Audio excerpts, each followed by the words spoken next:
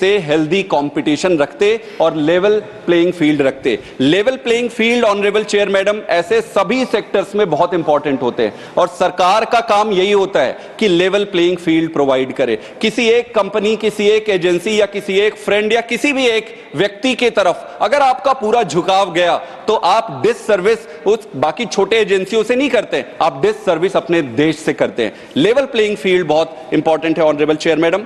उड़ान सरकार स्कीम लेके आई थी। स्कीम बहुत ही पवित्र उद्देश्य था। इस उद्देश्य का मतलब यह था कि छोटे शहर जो है उनको हवाई यात्रा से जोड़ा जाए ताकि बिजनेस वहां पर डेवलप हो सके। लेकिन मुझे लगता है कि सिर्फ पवित्र उद्देश्य होना किसी के लिए पर्याप्त नहीं है, आप में एग्जीक्यूशनल कैपेबिलिटीज होना भी जरूरी है। सीएजी की 2023 की रिपोर्ट है कि 774 रूट्स में से सिर्फ 50% रूट्स में ये एक्टिवेट कर पाए, बाकी के 50% रूट पे एक्टिवेट ही नहीं हुआ। जो रूट्स एक्टिवेट हुए उनमें से सिर्फ 54 रूट्स ऐसे थे जो 3 साल के बाद भी फंक्शनल रहे, बाकी सारे डाउन हो गए।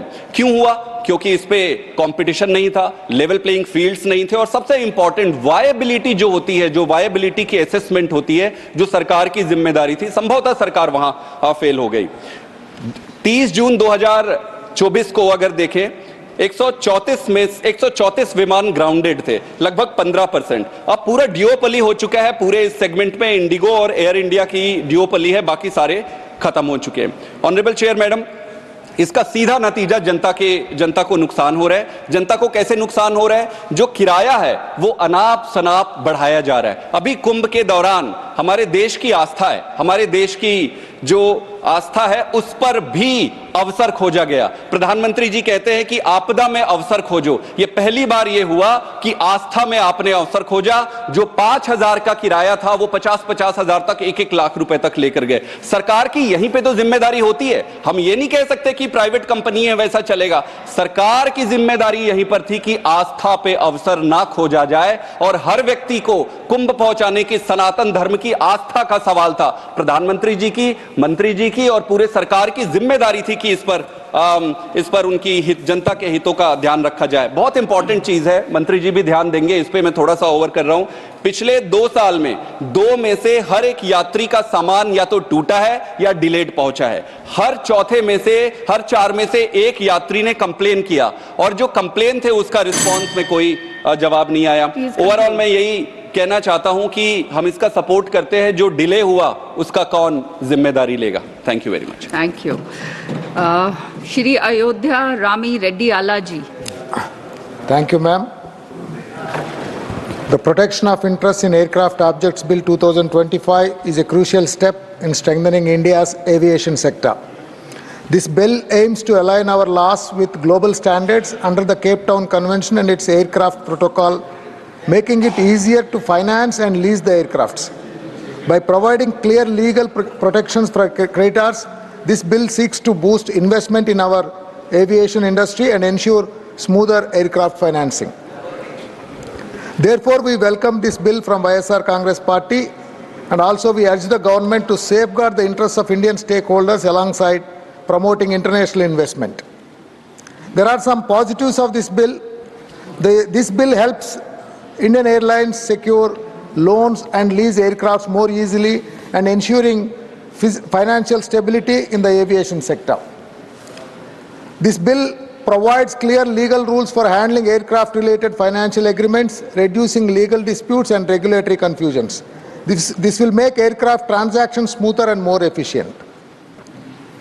In cases of financial trouble or loan defaults, creditors will have a structured process to recover aircrafts. This will prevent disruptions in air services and boost confidence among lenders. By making aircraft financing and ownership transfers easier, India can attract more global investors and strengthen its position as a growing aviation hub. There are some concerns and suggestions. This bill prioritizes international creditors and leasing companies over domestic airlines, making it easier for foreign entities to repossess aircraft without adequately considering the impact on Indian airlines, passengers and employees.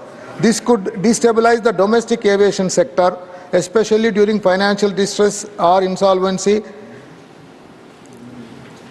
I want to also ask the Honorable Minister, can he share the details of what our domestic airlines have to say about this bill, and what kind of assurances have been given to our domestic airlines about the protecting about the interest about the protection of our industry's interests. There is also a major conflict on the Insolvency and Bankruptcy Act. So this bill potentially conflict with the IBC Code 2016, which governs corporate insolvency. I wanted to understand from the Honorable Minister how he is trying to address it. There is also limited scope of government intervention, and he needs to look at it very in detail. I have few suggestions, Madam, to the Honorable Minister, who is very efficient and very competent. Thus, I want him to look at keeping the Viksit Bharat in mind. What is the strategy and structuring for our airlines, airports, and the aviation industry? And also, I want him to look at how he can make all our airports carbon neutral at the earliest. How can he rationalize our air travel costs for passengers? How can he bring in domestic aircraft manufacturing? How can he strengthen the regional airlines and air connectivity? I have one personal issue, Madam. Around Tirupati, Kadapa and Rayalaseema region, we have more than 5 lakh people working in Kuwait and Gulf areas. Request the Honorable Minister to see how there is an international connect to Kuwait and the region. With this, we support this bill. Thank you. Thank you, Ayodhya ji. Dr. Sasmit Patra ji. Honorable Vice Chairperson, ma'am, I rise to speak on the Protection of Interest in Aircraft Objects Bill 2025. It gives legal effect to the Cape Town Convention of 2001 and the Convention on International Interest in Mobile Equipment on matters specific to aircraft equipment, which India had seceded to in 2008. There are several features that have already been covered by my previous speakers. I have only 3 minutes. Registry authority, obligation of debtors, remedies in case of default, detention of assets by government agencies, overriding effect, jurisdiction of high courts, and power to make rules. I'll not again reinvent all of them. They are very well noted. However, within the next 2 minutes that I have, I want to take this opportunity to place some aviation needs of my state of Odisha on behalf of my leader, Shri Naveen Patnaik ji and Biju Janata Dal, before the Honorable Minister. Firstly, the international airport in Puri. The proposed international airport at Puri must be fast-tracked with direct international connectivity to Southeast Asia and the Middle East. Second, expansion of Jharsuguda Airport. Jharsuguda Airport under the Udan scheme has demonstrated significant growth. It must be upgraded with night landing facilities, cargo terminals, and additional runways. Third, direct international connectivity from Bhubaneswar. Bhubaneswar's Biju Patnaik International Airport is currently underutilized in terms of direct international flights. We need more inclusion of direct flights to global hubs such as Dubai, Singapore, and Bangkok, apart from enhanced bilateral air service agreements. It also requires a new modern terminal. I understand it is under progress. I request the Honourable Minister to expedite it. Fourth, strengthening the Rourkela Airport. Given its roles in Odisha's industrial economy, Rourkela Airport needs to be brought under AEI expansion. 5. Development of the Rangai Lunda Airport in Ganjam. This is a long pending development of the airport in southern Odisha's Ganjam district and needs to be prioritized, looking at the strategic importance it has for developing the underdeveloped regions of Ganjam. 6. Revival and development of airstrips in Odisha. Several existing airstrips in Odisha, including those in Jaipur, Utkela, and Baripada, must be upgraded and operationalized under the Udan Regional Connectivity Scheme. These airstrips can be crucial in enhancing intrastate connectivity. 7, and the last one, coastal surveillance and emergency response aviation support. Given Odisha's vulnerability to cyclones and natural disasters, this is required to have an aviation-based disaster response and coastal surveillance units in Bhubaneswar and Paradeep. With these, Honourable Vice Chairperson, ma'am, I hope the Honorable Minister will take note of these for the state of Odisha. He comes from Andhra Pradesh. In fact, he comes from the neighboring constituency of my home district, Ganjam district, and I infrequently pass through it when I go to Parla Committee and others. I'm sure the Honorable Minister, who is a dear friend, will consider all of these. Thank you so much. Thank you for concluding on time. Shrimati Seema Dwivedi ji.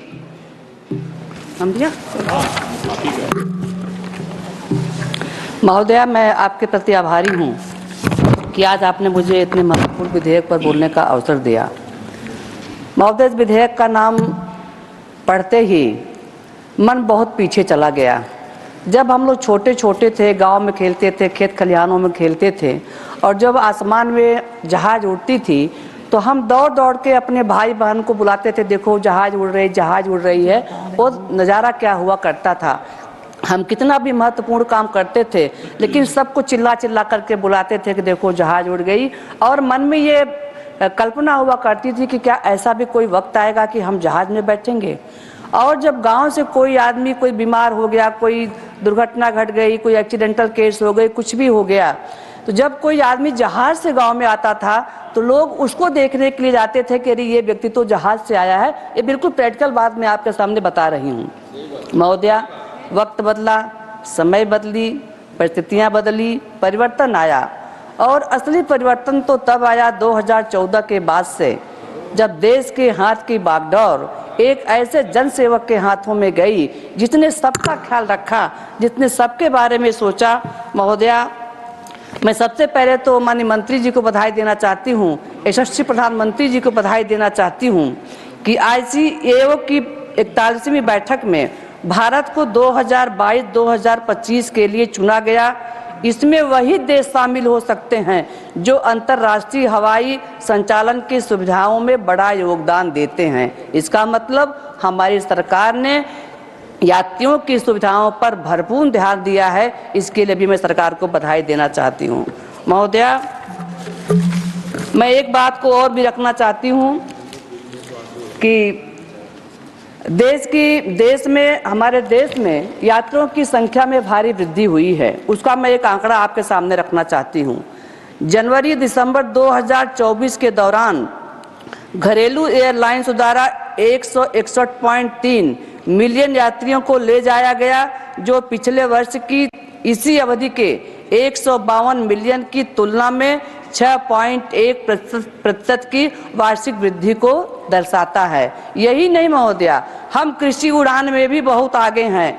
2.0 में 5 और हवाई अड्डे जोड़े गए, जिसमें कुल हवाई अड्डों की संख्या 58 हो गई। ये कृषि क्षेत्र की बात हम आपके सामने कहना चाहते हैं। महोदया, हम अगर ऑपरेशन गंगा की बात कहें तो ये कह सकते हैं कि हमारा देश हमेशा वसुधैव कुटुंबकम की भावना को लेकर के ध्यान में चला है। और जब हमारे देश के बच्चे यूक्रेन में फंसे थे, जब हमारे देश के बच्चे यूक्रेन से आ नहीं पा रहे थे, ऐसी संकट की घड़ी में हमारे देश के प्रधानमंत्री अपने नागरिकों के साथ खड़े थे।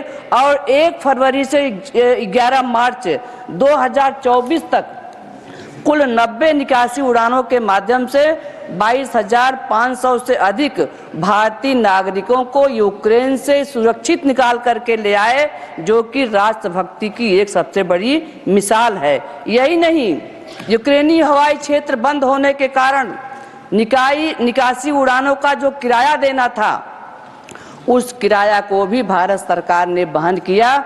इसके बारे में जितनी तारीफ की जाए उतनी कम है। महोदय, विपक्ष के लोग कम है, चले गए, बहुत कम है, कोई रुचि नहीं है इनकी। महोदया, मैं एक एग्जाम्पल देना चाहती हूँ। 2014 से पहले, देश की आज़ादी के बाद से 2014 के पहले पूरे देश भर में हवाई अड्डों की कुल संख्या थी 58, और अब ये संख्या इतनी तेजी के साथ बढ़ गई है। इस संख्या के बारे में मैं आपके सामने इसलिए आंकड़ा रखना चाहती हूँ। एक मिनट मैडम, मैं आपको बताना चाहती हूँ कि संख्या हमारी क्या थी, हमारी संख्या कहाँ तक पहुँच गई और कम समय में। और महोदया, मैं ये भी कहना चाहूँगी आपके सामने महोदय, हवाई अड्डों की संख्या हमारी सरकार ने बहुत बड़ा कदम उठाया है। 2014 तक देश में कुल हवाई अड्डों की संख्या मात्र 74 थी। 58 हमने वो आंकड़ा बता दिया। कुल हवाई अड्डों की संख्या 74 थी, परंतु 2014 में प्रधानमंत्री जी के आने के बाद से, श्रद्धेय प्रधानमंत्री जी की परिश्रम से, श्रद्धेय प्रधानमंत्री जी की मेहनत से, श्रद्धेय प्रधानमंत्री जी की बड़े दिल की वजह से आज हमारे देश में हवाई अड्डों की संख्या बढ़कर हो गई 159। कितना बड़ा अंतर है। हम 10 साल में कहां से कहां पहुंच गए और ये इतने दिनों में खाली 74 की संख्या का आंकड़ा दे पाए थे। महोदया, यही नहीं, हमारी सरकार ने अब तक देश भर में 21 ग्रीन फील्ड हवाई अड्डों की भी सैद्धांतिक स्वीकृति प्रदान कर दी है। 21 ग्रीन फील्ड हवाई अड्डों की, जिसमें हमारे प्रदेश यानी कि मैं उत्तर प्रदेश से आती हूँ, कुशीनगर और नोएडा जेवर भी शामिल है। 12 ग्रीन फील्ड हवाई अड्डे चालू हो गए हैं, जिसका भी वर्णन मैं आपके सामने करना चाहूंगी। दुर्गापुर, शिरडी, सिंधुदुर्ग, पाकयोंग, कन्नूर, कलबुर्गी, ओवरकल, कुशीनगर, ईटानगर, मोपा, शिवमोगा और राजकोट, ये मैडम में हमारे 11 ग्रीन फील्ड हमारे बनकर के तैयार हो गए। वहां पर जाकर के उसको आप देख सकते हैं। और मैडम, अगर डीजी यात्रा की बात करूं, यात्रियों की सुविधाओं को ध्यान में रखने के लिए कि पेपर का वर्क कम से कम करना पड़े, समय को कम से कम खर्च करना पड़े, उसके लिए हमारी सरकार ने डीजी यात्रा को 24 हवाई अड्डों पर लॉन्च किया गया है, जिससे 0.414 करोड़ से अधिक यात्री इस सुविधा का लाभ ले सके हैं। महोदया, एक और आंकड़ा मैं आपके सामने रखना चाहूंगी। पूर्व में लगभग 40% आकाशीय क्षेत्र नागरिक उपयोग के लिए उपलब्ध नहीं थे, यानी कि आकाश में 40% का उपयोग नागरिक क्षेत्रों के लिए उपलब्ध नहीं था। इसके कारण विमानों को घूम के जाना पड़ता था।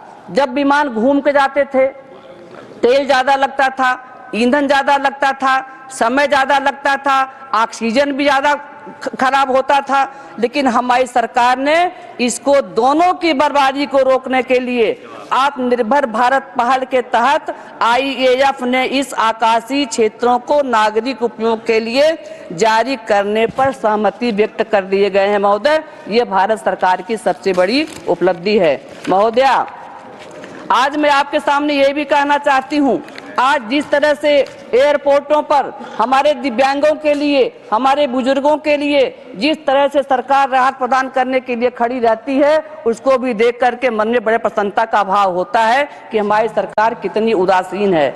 और महोदय, मैं ये भी आपसे सामने प्रस्तुत करना चाहती हूँ, एक FTO का मैं देश में 35 DGCA अनुमोदित फ्लाइंग FTO 53 स्थानों पर संचालित हो रहे हैं। अमेठी उत्तर प्रदेश स्थित इंदिरा गांधी राष्ट्रीय उड़ान अकादमी केंद्रीय सरकार के अधीन है तथा 8 FTO राज्य सरकारों के अधीन है तथा 26 निजी क्षेत्र द्वारा संचालित किए जाते हैं। महोदया, 2022-2023 में एक नया FTO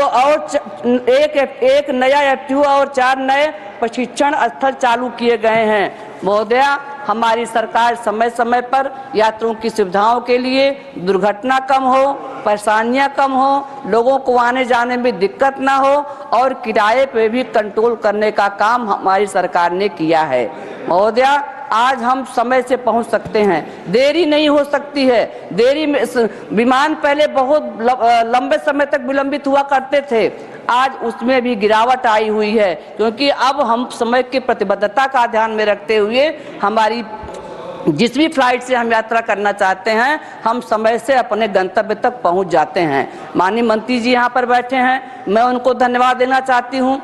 अभी प्रयागराज में महाकुंभ का आयोजन हुआ, जिस तरह से इतनी सारी हवाई जहाज़ों को आपने जारी कर दिया, इस तरह से आपने इतनी सारी हवाई जहाज़ों को आपने जारी करने का काम किया। कहां कहां के यात्री महाकुंभ में स्नान करने के लिए आए। आज मैं माननीय मंत्री जी के प्रति आभार व्यक्त करना चाहती हूं कि आपने इस हवाई क्षेत्र में सुरक्षा का ध्यान रखा, उसके रखरखाव का ध्यान रखा, यात्रियों की सुविधाओं का ध्यान रखा, किसी भी प्रकार की कोई परेशानी ना हो इसका भी ध्यान रखा।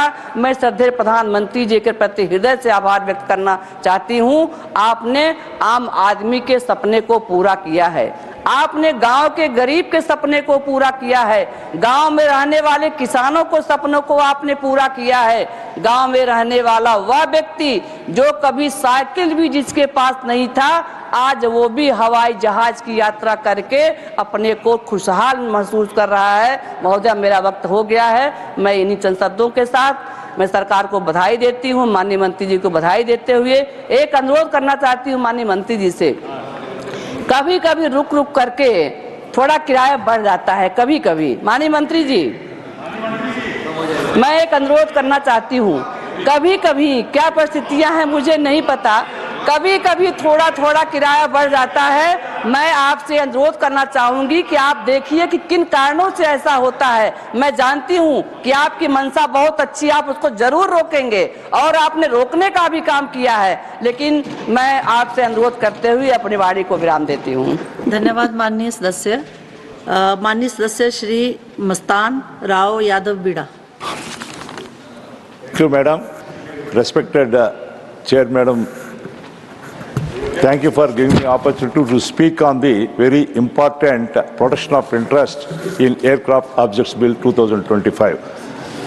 So here, on behalf of our party, Telugudesam Party, and our leader, Sri Nara Chandrababu Naidu Garu, Honorable AP Chief Minister, we support this bill, madam. First of all, firstly, I would like to wholeheartedly commend our youngest cabinet minister and a dynamic leader from my party, Sri Rammohan Naidu Garu, for his visionary leadership and proactive approach in revolutionizing India's aviation industry. Respected madam, this bill is an example of how, under the guidance of our Honorable Prime Minister Sri Narendra Modi ji, our shared vision for a Vikasit Bharat is taking shape. Under his leadership, India is becoming a global aviation hub. PM Modi ji's focus on infrastructure and connectivity has led to expansion of airports, increased domestic and international air routes, and record growth in passenger traffic. Promoting Make in India and Gift City.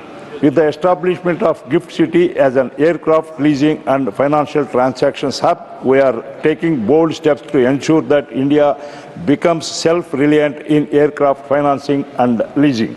Number 3, enhancing ease of doing business. This bill aligns with the Honorable Prime Minister Modi ji's efforts to simplify regulations, attract FDI, and improve investors' confidence, making India an attractive destination for global aviation companies.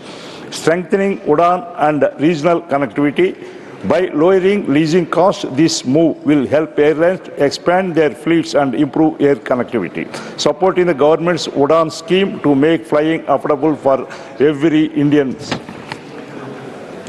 The Cape Town in Convention and Protocol holds the power to transform our aviation industry and will bring multiple benefits that will shape the future of air travel in India. Number 1, lowering aircraft leasing costs. Airlines in India rely heavily on leased aircraft, and by adopting this convention, we open doors to alternative and better financing options. This will reduce operational costs for airlines, making air travel more affordable and accessible for millions of passengers across the country. Boost foreign investment in aviation sector. Faster aircraft reposition and dispute resolution. The bill will establish a clear, legally secure framework for aircraft leasing companies, reducing financial risk and legal disputes. Madam, Honorable Minister, sir, one small request.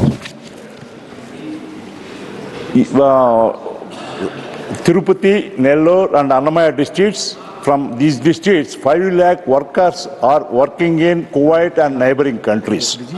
So right now they are traveling from either Chennai or from Hyderabad. 1 minute, madam. Very important. One minute, madam. 2 minutes. Whether a special request. Honorable members. Special request. 2 minutes. So, मुझे announcement करनी है। बैठिए, special announcement है। Honorable members, as announced earlier today, further discussion on the protection of interest in aircraft objects Bill 2025 and the reply to the discussion by the Honorable Minister will be taken up at the next available opportunity. Now the private members bill, members resolution. Shri Kartikeya Sharma to move a resolution urging the government inter alia to establish a council for future affairs CFA to drive innovation in fields like AI, blockchain, quantum computing and water reuse to create policies for technology transfer, IP ownership and market deployment while fostering global collaboration to ensure funding for long-term R&D and set national goals for technological leadership. Kartikeya Sharma. Honorable Vice Chairman, ma'am, and distinguished members of this august House, I rise today to present a private member's resolution of profound national importance, the establishment of a Council of Future Affairs for our nation. This resolution emerges from a deep responsibility and a golden opportunity towards securing India's position as a global leader in the era of rapid technological transformation. The rapid evolution of transformative technologies such as artificial intelligence, blockchain, quantum computing, small modular nuclear energy, and advanced water reuse systems is fundamentally reshaping the global economies, industries, and power structures. While India possesses a robust research ecosystem, we need to harmonize research institutions, industry players, policymakers, and investors. This harmonization significantly limits our ability to transition groundbreaking research into market-ready products that can benefit our citizens and establish India's technological sovereignty. In today's rapidly evolving global scenario, there exists a pressing need for a holistic, unified strategic body equipped with strategic execution and legislative capabilities. Such an institution would eliminate the current siloization of development efforts that leads to delays in innovation, duplication of work, and inefficiencies in scaling technologies and breakthroughs. The next era of global leadership will undoubtedly be determined by nations that successfully integrate cutting-edge research, product innovation, and strategic policy making under a single forward-looking framework. India must position itself proactively as a leader in the future affairs, anticipating and shaping technological, economic, and geopolitical trends rather than merely reacting to them. 70%, more than 70% of businesses in the future will be based on knowledge. Through this resolution, I am urging the government to institute a Council of Future Affairs that would provide a unified strategic framework for research-driven innovation and product development in critical future domains. The proposed council would serve as an apex body comprising of leading experts, industry leaders, policymakers, global investors, academic institutions, and startups, ensuring multi-stakeholder approach to deep tech research, product commercialization, and national strategy formulation. I would like to, through you, Honorable Vice Chairman, ma'am, inform the House that Haryana, the state I come from, has set a pioneering example in this direction. There is a state-level initiative as a model for national importance and implementation. The government of Haryana has taken a revolutionary step by establishing the Department of Future Affairs, becoming the first state in India to create a dedicated institutional mechanism for anticipating and preparing for future challenges and opportunities. This department demonstrates Haryana's commitment to proactive governance and a strategic foresight, positioning the state to become a leader in adopting emerging technologies and innovative governance approaches. The Haryana model shows how a dedicated future-thinking institution can integrate planning across multiple sectors, including agriculture, healthcare, manufacturing, education, energy, IT, transport, urban development and urban living, tourism, and environmental management.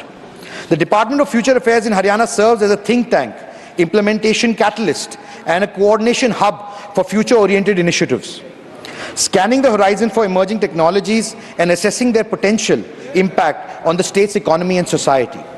The state's approach demonstrates how federal structures in India can incubate, innovate governance models that can later be scaled to national level.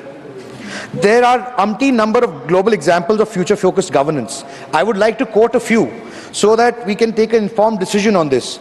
I would like to quote some of the developments in the United Arab Emirates, where they have set up the comprehensive future governance. The UAE established the Ministry of Cabinet Affairs and the Future in 2016, demonstrating institutional commitment to the future planning at the highest government level.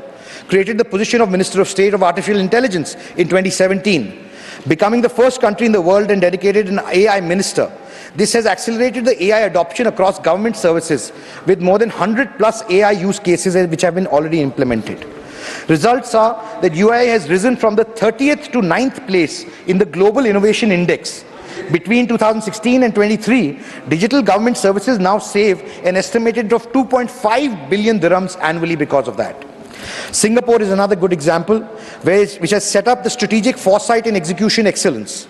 Singapore's Center for Strategic Futures, established in 2009 under the Prime Minister's office, conducts scenario planning and horizon scanning to identify emerging issues.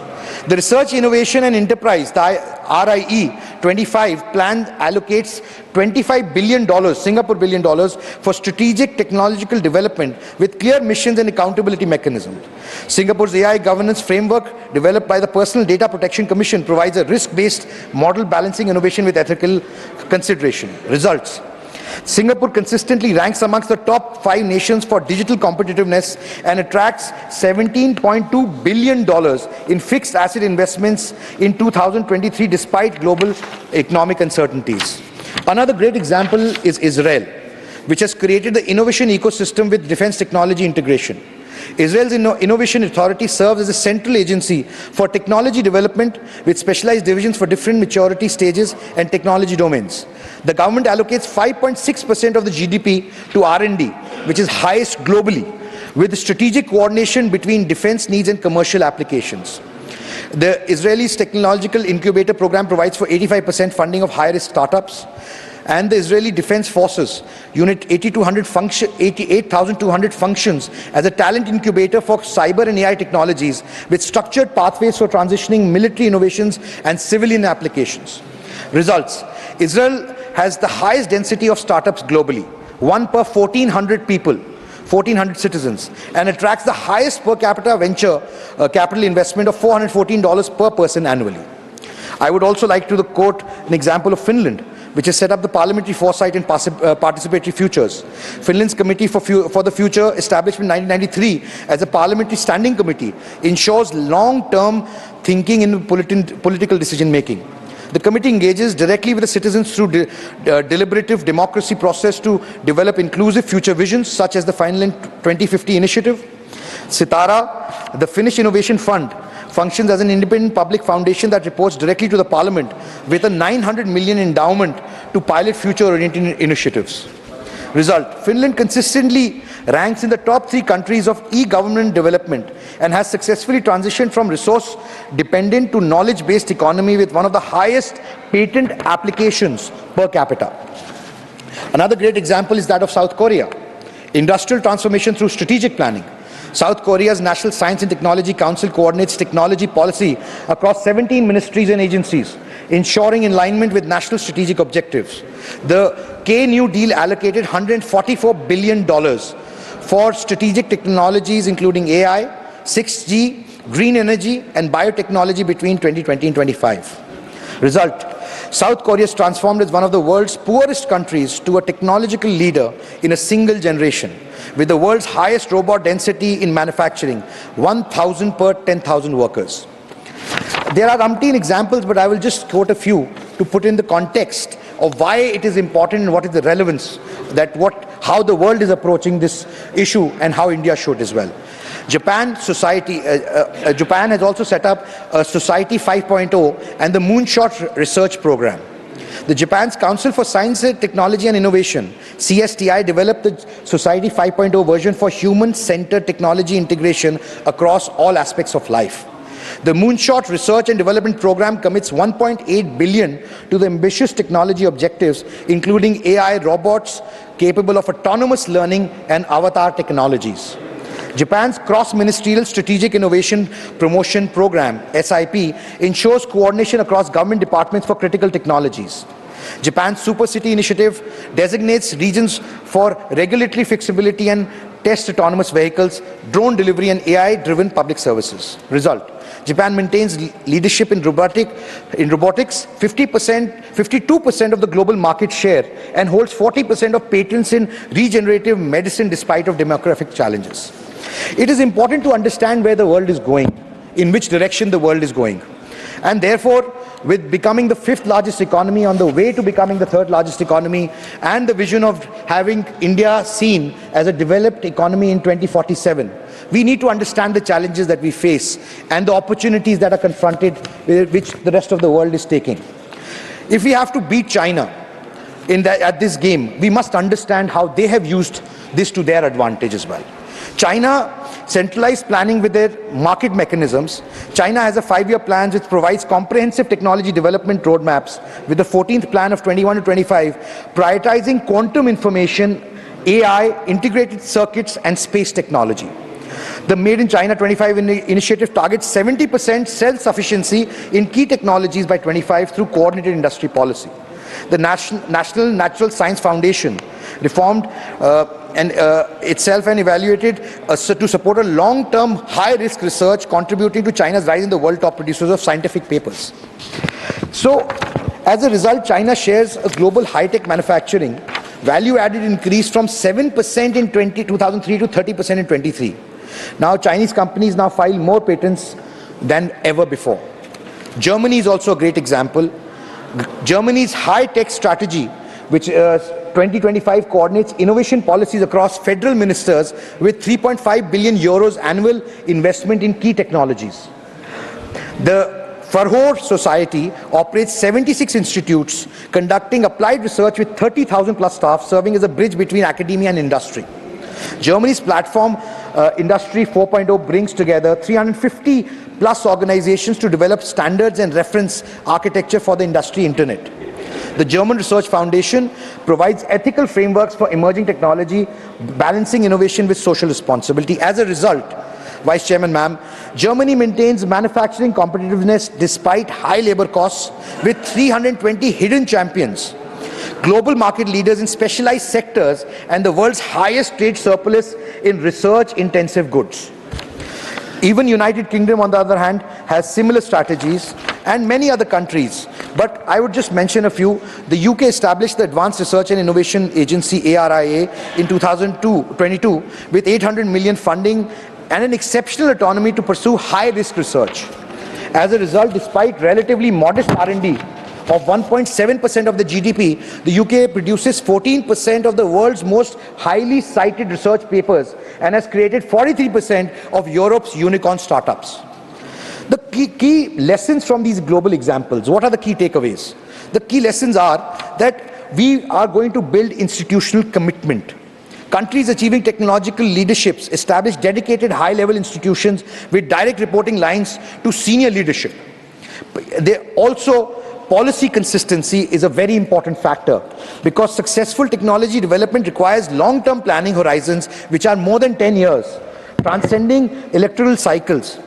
Ecosystem approach is again a very important aspect. Effective models integrate research, education, industry, finance, and regulatory functions rather than soil interventions. Public-private collaborations. The most successful program leverage public strategic direction with private sector innovation and commercialization capabilities. Risk tolerance. This is also very important. Leaders in emerging technologies implement specialized funding mechanism for high-risk, high-reward research startups with multidisciplinary integration, which is future-focused. Institutions break down boundaries between traditional disciplines, recognizing the breakthrough innovations and often occur at intersections. And international engagement. Even strongly nationalistic technology strategies maintain international scientific collaborations and talent attraction. These are some of the key lessons from the global examples that we've spoken about. But coming to the mission and the vision of the proposed council, and this is applicable because this is a very important part of the proposal. The mission statement for the proposed council: to establish India as a global leader in the future technologies, integrated research, development and deployment of strategic emerging technologies, advanced national security, economic prosperity and social well-being while ensuring technological sovereignty. The vision, Vice Chairman ma'am, is to position India as a preeminent creator and deployer of critical future technologies by 2035. Create a unified ecosystem where research seamlessly translates into market-ready innovations across key strategic domains. Ensure that India not only adopts but also shapes the global technology standards and frameworks. Develop indigenous capabilities in critical technology areas to reduce foreign dependencies and establish technological sovereignty. Enable India to anticipate technological disruptions and proactively develop strategic responses rather than be reactive. Foster collaborative innovation across government, academia, industry and civil society to develop solutions for complex national challenges. Ensure technological development aligns with the Indian values and serves the diverse needs of our population. The strategic objectives are also very important to be understood. Then the thought behind this entire initiative. Identify and prioritize critical technology domains where India can establish leadership or must ensure sovereign capabilities. Accelerate technology transfer from lab to market by reducing institutional barriers and creating integrated research to production pathways. Develop strategic foresight capabilities to anticipate technological disruptions and their socio-economic implications. Create a robust intellectual property framework that protects Indian innovations while enabling their commercialization. Establish a talent pipeline by aligning education and skill development with future technology needs. Promote international collaboration with safeguarding strategic national interests. The most important aspect of this proposal is alignment with the Modi government's vision. The digital India and the technological self-reliance. The proposed Council of Future Affairs directly complements the Honorable Prime Minister Modi's digital India vision by creating institutional mechanism to accelerate digitalization across sectors. The Council aligns with the government's focus of Atmanirbhar Bharat by strengthening indigenous technological developments, capabilities and reducing dependence on foreign technologies in critical sectors. Honorable Prime Minister Modi has repeatedly emphasized India's aspiration to be Vishwaguru, a world leader in technological domain. The Council would institutionalize this aspiration through a dedicated focus on future technologies. The government's push for innovation is evident in its initiatives like Startup India, Atal Innovation Mission and the National Research Foundation. The Council would provide a strategic umbrella to coordinate these efforts towards a future-focused technologies. The strategic governance through technology, this is a very important aspect.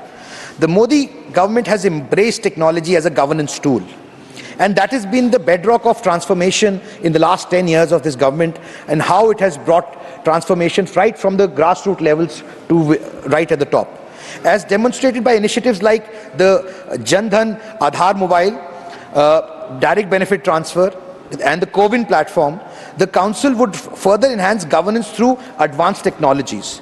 The government's focus on using technology for transparency and efficiency aligns with the Council's proposed role in developing next-generation public service delivery systems.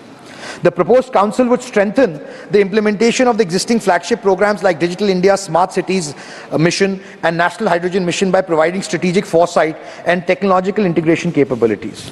There are huge implications as far as national security and strategic autonomy is concerned, and especially because Honorable Prime Minister has emphasized the importance of technology for national security and strategic autonomy. The Council would institutionalize capabilities to develop indigenous technologies in critical domains.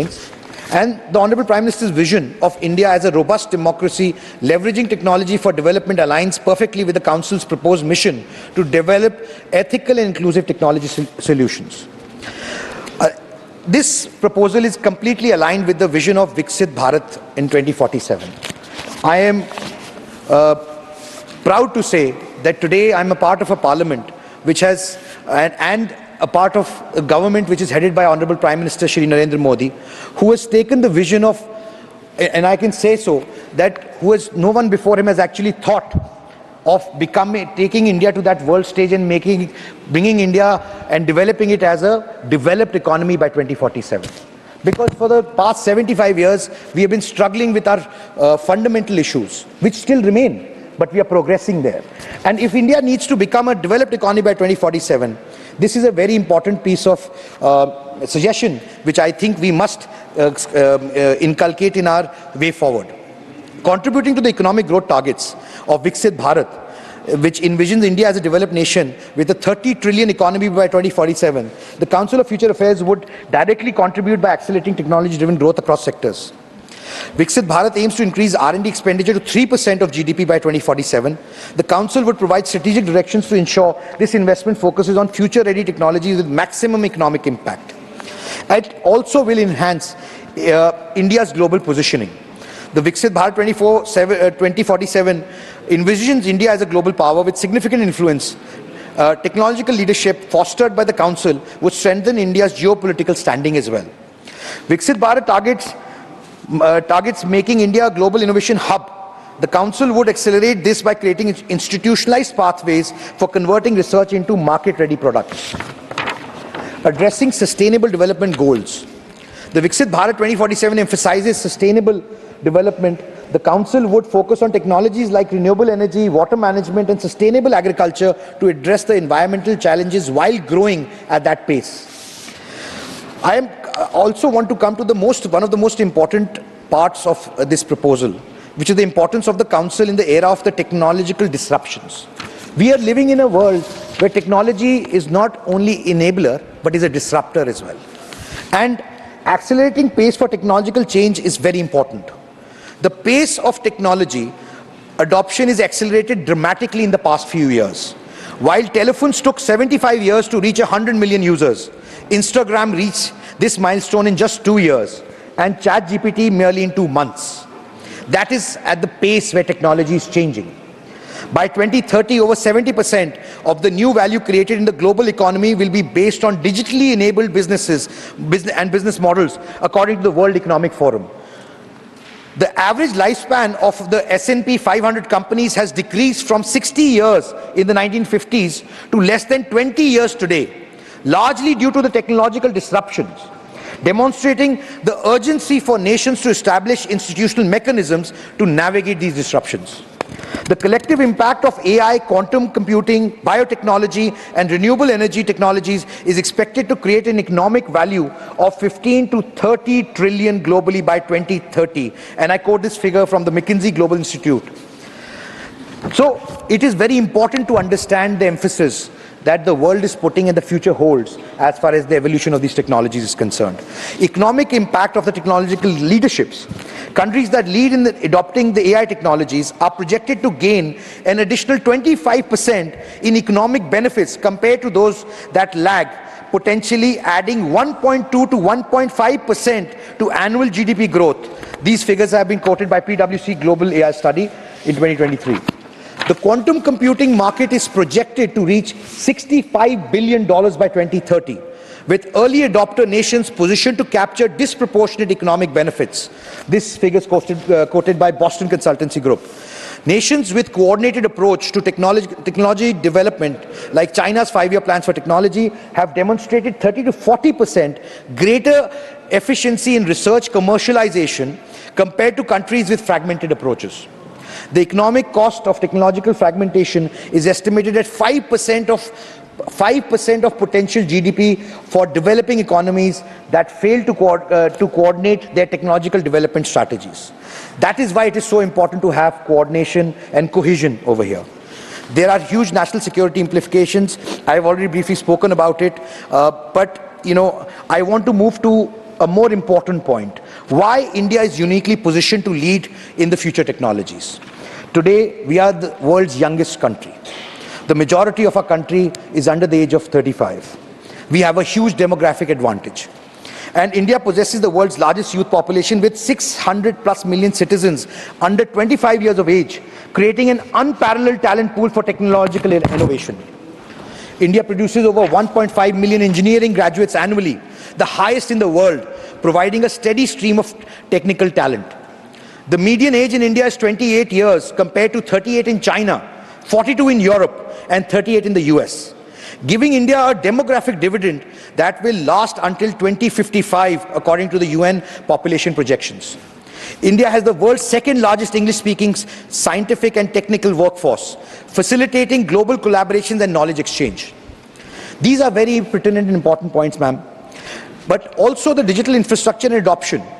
I really want to emphasize on this point, because the good work which has been done by the government in the last 10 years, how do we take and unify it with this? So India's unified payment interface, the UPI, processed 117 billion transactions valued at 182 trillion in financial year 23-24, demonstrating unmatched scale in digital financial structures. With over 950 million internet users and smartphone penetration expected to reach by 1 billion by 2026, India has created a massive base for technology adoption.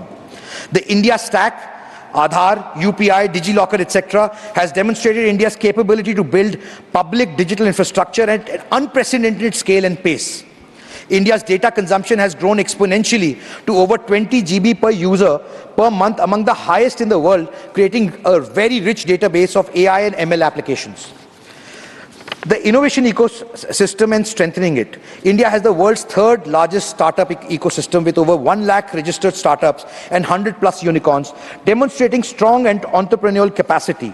The country has established a network of 25 innovation and technology development centers, 15 technology business incubators, and numerous center-state collaborative technologies.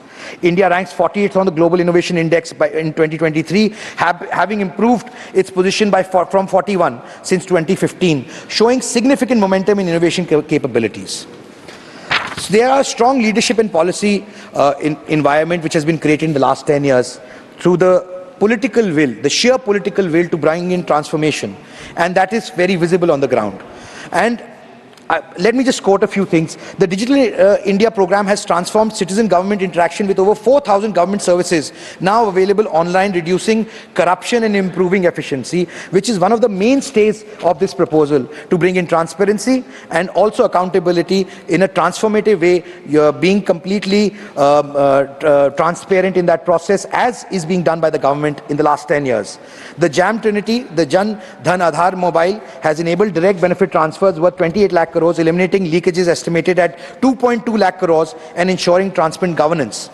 The government e-marketplace, GEM, has processed transactions exceeding 4.5 lakh crores, bringing transparency to public procurement and enabling MSMEs to accelerate government contracts. There are umpteen examples. The list is so long I can go on and on. But the fundamental premise is that India is on a transformation path, and we are heading towards becoming a Viksit Bharat by 2047, and this suggestion can definitely aid in that process. But I also want to come back to the fact that how disruptive technologies have shaped global power dynamics, and it's an extremely important point. The discovery and control of oil resources fundamentally reshaped the global power structures in the 20th century, with the United States leveraging its oil abundance to fuel its rise as a superpower of the world. Countries that strategically managed their oil resources, like Norway, Sovereign Wealth Fund, created integrational prosperity. Nuclear technology transformed global security architecture after the World War II. With the nations possessing nuclear capability gaining significant geopolitical leverage, countries like France that developed civilian nuclear power reduced energy imports by 40%, strengthening economic sovereignty. The semiconductor revolution propelled economies like South Korea, Taiwan and Japan from the developing status to global economic powers. Taiwan's strategic focus on semiconductor manufacturing has resulted in TSMC controlling 60% of the global foundry market and 90% of the advanced chip production. The Internet revolution enabled the United States to establish economic and cultural dominance, with American tech companies now representing 7 of the world's 10 most valuable corporations. The US captured approximately 70% of the economic value created by the internet technologies. Contemporary examples of technology-driven leadership. Israel transformed itself into a startup nation through strategic investments in technology, achieving the highest density of tech startups, 1 startup per 1,400 people. This focus has created a tech sector that contributes 15% to the GDP, despite Israel having limited natural resources. South Korea's target development of battery technologies has resulted in Korean companies holding over 30% of the global EV battery market, positioning the country at the center of the electric vehicle revolution. Singapore's strategic focus on biotechnology through its Biopolis initiatives has transformed it into Asia's premier biomedical hub, attracting over $25 billion in investments and creating a sector that contributes 8% to the GDP. So, economic impact on technology and leadership. Countries that led in adopting, and this is a very important point, Vice Chairman, ma'am, countries that led in adopting previous waves of digital technologies experienced a 25% higher GDP growth rate in the subsequent decades, according to the World Bank data. Nation states which coordinated approaches to emerging technologies have demonstrated 40% greater returns on R&D investments compared to countries with fragmented approaches. The economic impact of AI alone is estimated to be 15.7 trillion by 2030, with 70% of the benefits accruing to early adopter nations, according to PwC. The quantum computing race has already attracted over $35 billion in investments globally, with early leaders positioned to capture disproportionate economic and security benefits.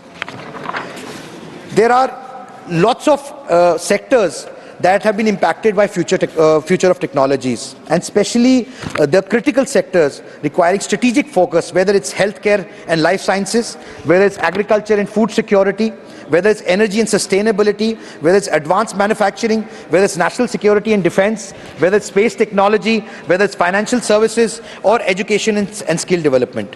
But there is an urgency for strategic intervention. The accelerated pace of technological change creates a narrow window for establishing leadership positions, with early movers gaining significant advantages in standard setting and capturing the market. Cross-sectoral implications of emerging technologies necessitate coordination approaches rather than siloized departmental initiatives. The international technology governance frameworks are being actively shaped, especially because it has a dual use, and the nature of many future technologies are based on civilian and military applications as well. The use cases of future technologies are umpteen, whether it's AI-enabled diagnostics in medicine, telemedicine and remote monitoring, precision medicine and genomics, drug discovery through AI, stem cell therapy and regenerative medicine, stem cell treatment and degenerative diseases, gene editing for genetic disorders, immunotherapy for cancer, 3D bioprinting for tissues and organs, digital therapeutics and prescription apps, umpteen examples. But one of the most important aspects is these technologies have multiple manifestations. For example, the blockchain technology. On one hand, it can be used for cryptocurrency, and we all know the impacts of that. On the other hand, a blockchain technology can be used for governance, ensuring that data security can be ensured, and especially by imbibing it in the government setup, we will ensure transparency as well as a greater amount of accountability. So let me give you an example on how blockchain technology can be used beyond cryptocurrencies. Supply chain transparency and traceability. Blockchain can provide immutable records of product origin, handling, and quality certifications critical for agriculture exports worth 50+ billion annually. Implementation could potentially increase exports value by 15 to 20% through premium pricing of certified origins, as is the case by many EU laws coming in the future anyway. Land records management. Distributed ledger technology can create tamper-proof land ownership records, potentially resolving India's estimated 7.7 million land dispute cases that lock up 9.5 lakh crores in economic value. Pilot projects in Andhra Pradesh and Haryana have demonstrated 90% reduction in property fraud. Intellectual property protection. Blockchain can establish verifiable timestamps for creative works and innovations, protecting India's growth IP assets, which increased from 39,400 patents applications in 1011 to 58,502 in 2021 itself. Financial inclusion through decentralized finance. Blockchain-based financial services can extend banking to India's 190 million unbanked adults, potentially adding 14 lakh crores to the formal economy while reducing transaction costs by 60 to 70%. Secure electronic health records. Blockchain can enable secure patient-controlled health records accessible across healthcare providers for India's 1.5 billion citizens. This could eliminate duplicate testing, estimated to cost 25,000 crores annually, while improvising care coordination. Also, in technologies such as civil nuclear technology and SMRs, the small modular nuclear reactors, as an energy revolution, which has been initiated by the Honorable Prime Minister in this budget and the Honorable Finance Minister in this budget. Distributed power generation. SMRs typically between 10 to 300 megawatts can provide reliable baseload powers for industrial clusters, remote regions and strategic facilities without requiring massive transmission infrastructure. This could address India's peak power deficit while reducing transmission losses, estimated at 38,000 crores annually. Clean hydrogen production, water desalination and purification, carbon-free industrial heat, energy security and manufacturing.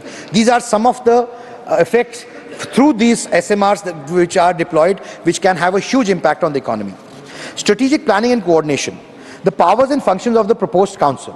Coming to this is an important aspect which will formulate a comprehensive national future technology strategy with 5, 10 and 25-year horizons, identifying priority technologies and developing pathways. Establish coordination mechanism across ministries, research institutions, industry and international partners to eliminate silos and duplication. Conduct regular technology horizon scanning and develop strategic foresight capabilities to anticipate emerging trends and disruptions. Define key national technological missions in areas of strategic importance, for example, quantum computing, advanced AI, hypersonic systems, etc. Develop frameworks for measuring and benchmarking India's technological sovereignty across critical domains. Institutional architecture and governance.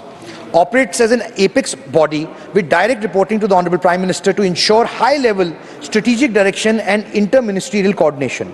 Establish research and product development councils for key technology domains, each with dedicated research facilities, industry partnerships and commercialization pathways. Create a strategic technology advisory board comprising both of eminent experts from academia, industry, defense and civil society to provide independent guidance.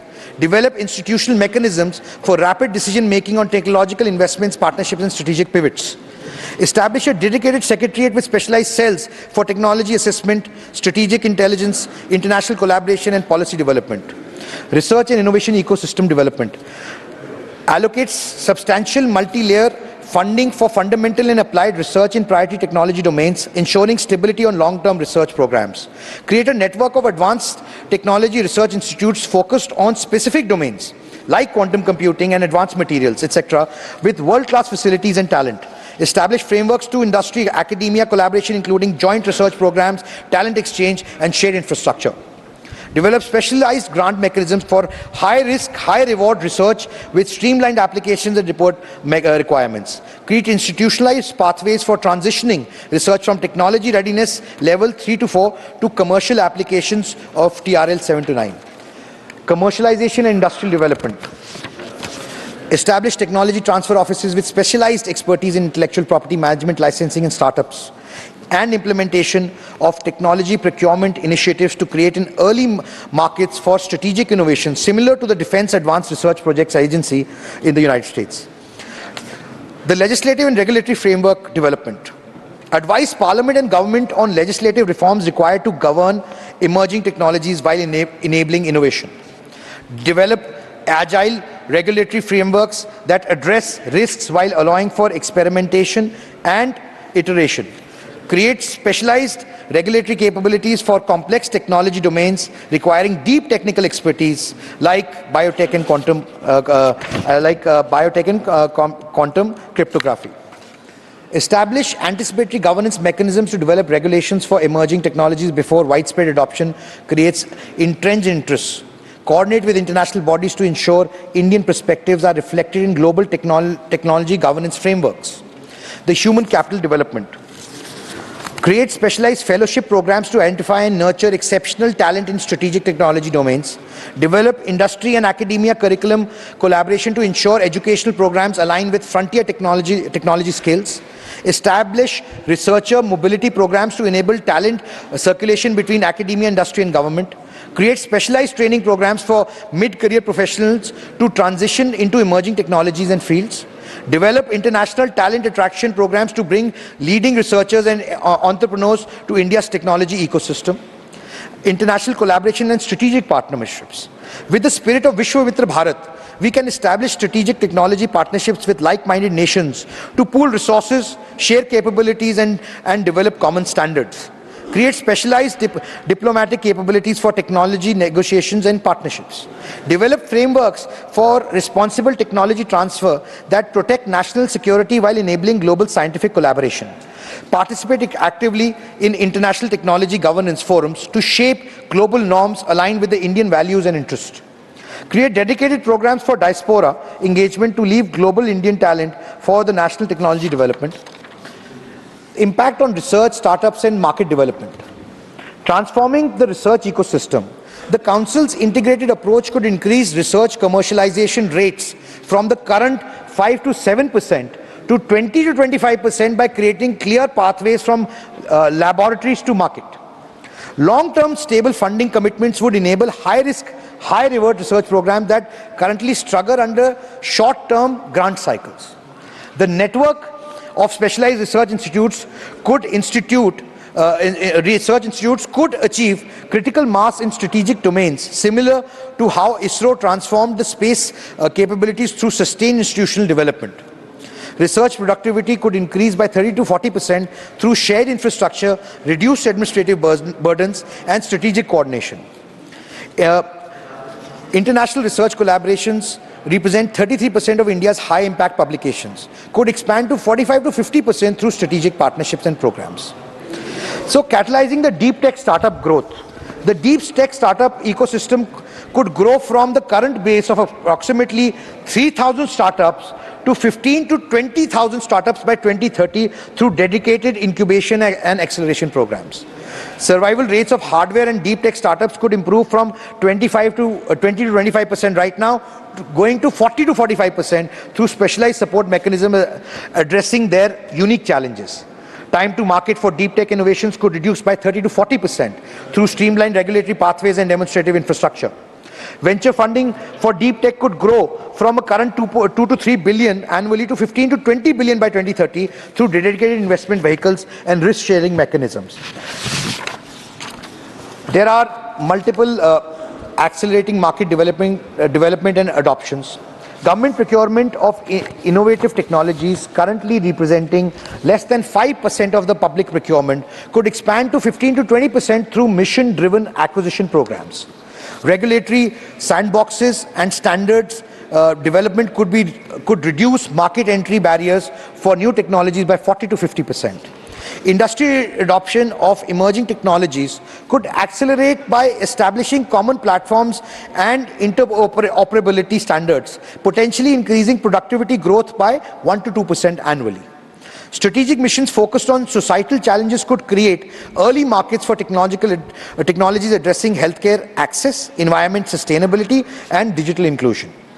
India's technology export capabilities could expand from the current service-dominated model to include advanced hardware and intellectual property, potentially adding $100 to $150 billion to the annual exports by 2030. The economic value creation. The proposed Council's initiatives could potentially add, like I said, 1 to 1.5% to India's annual GDP, growth through productivity enhancements, new industry creations, and improved competitiveness. The direct job creation in high technology sectors could reach anywhere between 5 to 7 million by 2030, with an additional 10 to 15 million indirect jobs across the supply chain also created in the process. Import substitution in critical technologies could save $30 to $50 billion annually by 2030, improving trade balance and economic resilience. New industry creation in the quantum technologies, advanced materials, and biotechnology could generate $100 to $150 billion in annual economic value by 2035. Public investments in strategic technologies could leverage 3 to 5 times of the private capital, creating a multiplier effect for the overall economy.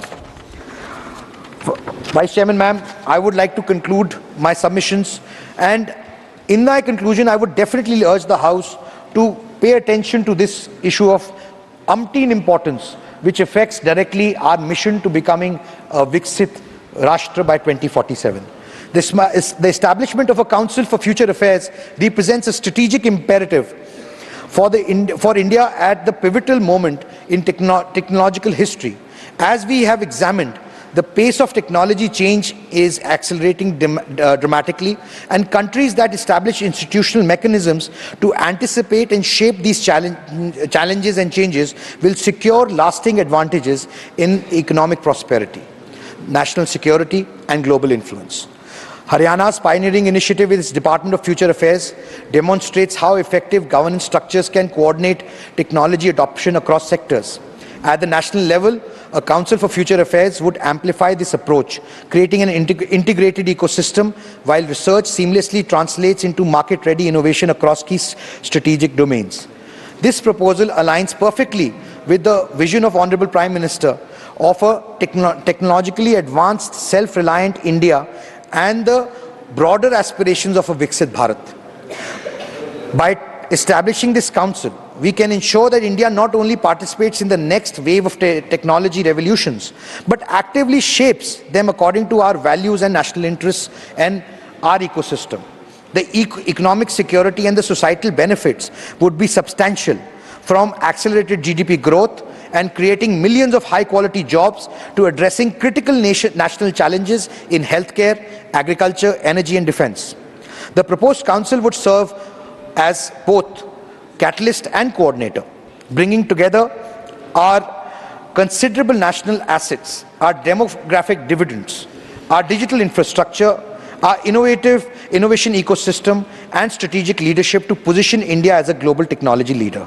Honorable Chairman, Honorable Vice Chairman, ma'am, as we stand at the threshold of a new technological era, the establishment of this council represents not merely an institutional reform, but a strategic national investment in India's future. I urge this House to support this resolution and take a decisive step towards securing India's rightful place as a leader in future affairs. Thank you. Resolution moved. I now call upon the members whose names have been received for participation in the discussion.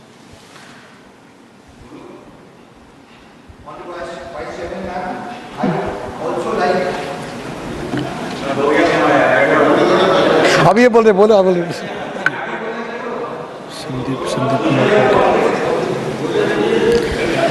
माननीय सदस्य श्री संदीप कुमार पाठक, आपका समय है 5 minute. Thank you honourable chair madam.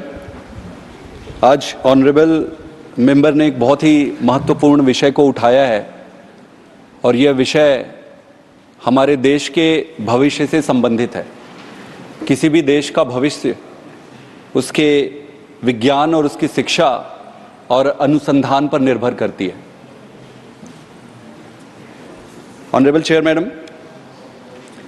जिस तरीके से ये बात रखा गया कि एक रिजोल्यूशन लाना चाहिए सदन में, किस चीज़ के लिए ये रिजोल्यूशन होना चाहिए कि देश में जो एडवांस टेक्नोलॉजी है, जैसे कि आर्टिफिशियल इंटेलिजेंस ले लीजिए, ब्लॉकचेन ले लीजिए, क्वांटम कंप्यूटिंग ले लीजिए, मॉड्यूलर न्यूक्लियर एनर्जी ले लीजिए और अलग अलग तरह के जो एडवांस टेक्नोलॉजीज़ हैं, उनको इम्प्रूव करने के लिए हमें एक काउंसिल बनाना चाहिए, काउंसिल फॉर फ्यूचर अफेयर्स। मुझे नहीं लगता कि किसी को भी इस पे कोई संदेह होगा या किसी के मन में भी प्रश्न होगा कि इन टेक्नोलॉजीज़ को इम्प्रूव करने के लिए और देश को दुनिया में नंबर 1 बनाने के लिए इस तरीके की किसी भी प्रावधान या व्यवस्था में किसी को भी तकलीफ होगी। आज प्रश्न ये है कि अगर सरकार की नीयत इसको सच में अचीव करने की है तो हमने इन पूरे 10-15 सालों में क्या क्या काम किए हैं जिससे ये जो हमारा उद्देश्य है उसकी पूर्ति होती है, वो स्पष्ट हो जाता है। हमें ये खुशी होगी, लेकिन इस देश में अनुसंधान को लेकर कई सारी काउंसिल्स बने हुए हैं। रिसर्च को लेकर देख सकते हैं, इनोवेशंस को लेकर दे सकते हैं। उनमें मुझे नहीं लगता है कि सरकार की तरफ से थोड़ी भी इंटरेस्ट या थोड़ा भी कोई फोकस किया जा रहा है। अगर आप देखेंगे कि जीडीपी में, हमारे देश में जितना भी हमारा टोटल जीडीपी है, उसका मात्र 0.64% ही रिसर्च और डेवलपमेंट में जाता है। अगर किसी देश में सिर्फ 0.64% you invest in research and development, then you cannot expect that you would do something extraordinary. Now we are comparing with the United States, China, Japan, Germany. You will have to understand the amount of money they are putting into the research and development. If we are investing only 0.6% of it, and if we expect that we would come up with Google and Amazon and different other kinds of technological innovation, then that would not be appropriate. तो आप जैसा हम बीज लगाएंगे, जैसी मेहनत करेंगे, फल वैसे ही प्राप्त होगा। आर्टिफिशियल इंटेलिजेंस में अगर हम ये समझे कि ये अचानक पैदा हो गया, ये अचानक आ गया आज और हम सोचे कि हम भी इसको बना लें, तो मैं ये बताना चाहता हूं कि आर्टिफिशियल इंटेलिजेंस कोई स्टैंड अलोन टेक्नोलॉजी नहीं है। ये आपके जो कॉम्प्लेक्स कंप्यूटिंग है, जो कंप्यूटर साइंस है, उसके डेवलपमेंट के साथ इवॉल्व हुआ। आपके जो क्वांटम फिजिक्स है उसके साथ इवॉल्व हुआ। आपके जो कॉम्प्लेक्स मैथमेटिक्स है उसके साथ इवॉल्व हुआ। तो ये अचानक से पैदा हुआ कोई टेक्नोलॉजी नहीं है। ये ऑलरेडी जो बेसिक साइंस और एडवांस टेक्नोलॉजीज थे, उनके फल स्वरूप ही यह एक प्रोडक्ट पैदा हुआ है। ये एक प्रोडक्ट है जो कि बेसिक साइंस का के फल स्वरूप ये पैदा हुआ है। तो अगर हम ये सोचे कि हम एक बना लें कि ये काउंसिल बनाने, हम ऐसा कर ले और इससे हम ये कर पाएंगे, तो वो अपने आप से बेमानी होगी। अगर हमें अच्छे प्रोडक्ट्स और इनोवेशन करने हैं तो आपको शुरुआत करनी पड़ेगी स्कूली शिक्षा से। आज हमारे देश का दुर्भाग्य है, उसमें हम कह सकते हैं कलेक्टिवली कि ये समझा जाता है कि भाई एजुकेशन में पैसे डालने से, ये एजुकेशन से वोट नहीं मिलता। जिस दिन देश ये समझेगी कि भाई एजुकेशन में काम करने से वोट मिलता है या राजनीति का हिस्सा बन जाएगी, उस दिन फिर एजुकेशन पे हर व्यक्ति और हर पॉलिटिकल पार्टी सीरियसली लेगा। आज हमें देखना चाहिए कि हमारे कितने गवर्नमेंट स्कूल हैं जिसमें कि बच्चों को फैसिलिटी मिल रही है, रिसर्च की सुविधा मिल रही है। 11वीं और 12वीं के बच्चों की अगर आप लेबोरेटरी में जाकर देखेंगे तो उनके लेबोरेटरी में एक फनल और एक पीपेट के अलावा कुछ होता नहीं है। आप किसी भी कोई भी सदस्य मेरे इस बात से वक्तव्य से असहमत नहीं होगा। आप किसी भी सरकारी स्कूल में जाकर देखिए, आप शुरुआत 12वीं कक्षा से कर रहे हैं, 11वीं कक्षा से कर रहे हैं। अगर आपकी लेबोरेटरी जो स्कूल में है अगर वो प्रॉपर नहीं है, इक्विप्ड नहीं है, तो हम ये सोचे कि हम आकर आगे एडवांस चीजें कर लेंगे, तो कहीं ना कहीं हम मिस्टेक कर रहे हैं। इसके बाद आप यूनिवर्सिटी ले लीजिए, स्कूल को छोड़ देते हैं। अगर आप यूनिवर्सिटी लेवल पे आइए, प्राइवेट गवर्नमेंट यूनिवर्सिटीज और इवन प्राइवेट यूनिवर्सिटीज मेजॉरिटी, उनके रिसर्च के जो इंफ्रास्ट्रक्चर है, आपको दुख होगा।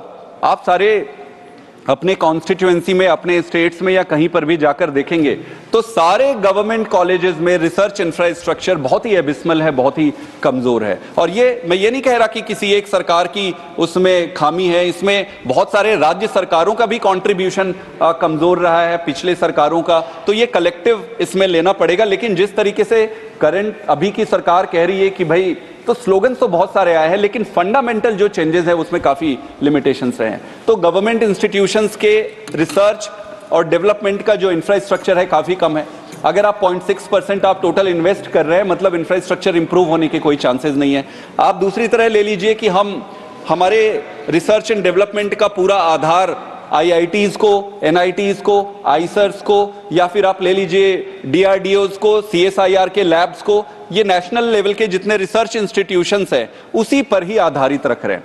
आप नेशनल लेवल के आप स्कूल को भी छोड़ दीजिए, आप गवर्नमेंट कॉलेजेस को भी छोड़ दीजिए, आप यूनिवर्सिटीज को भी छोड़ दीजिए, आप सीधे सीधे आइए IITs पे, आईसर पे, IISc पे और CSIR के सारे लेबोरेटरीज पे।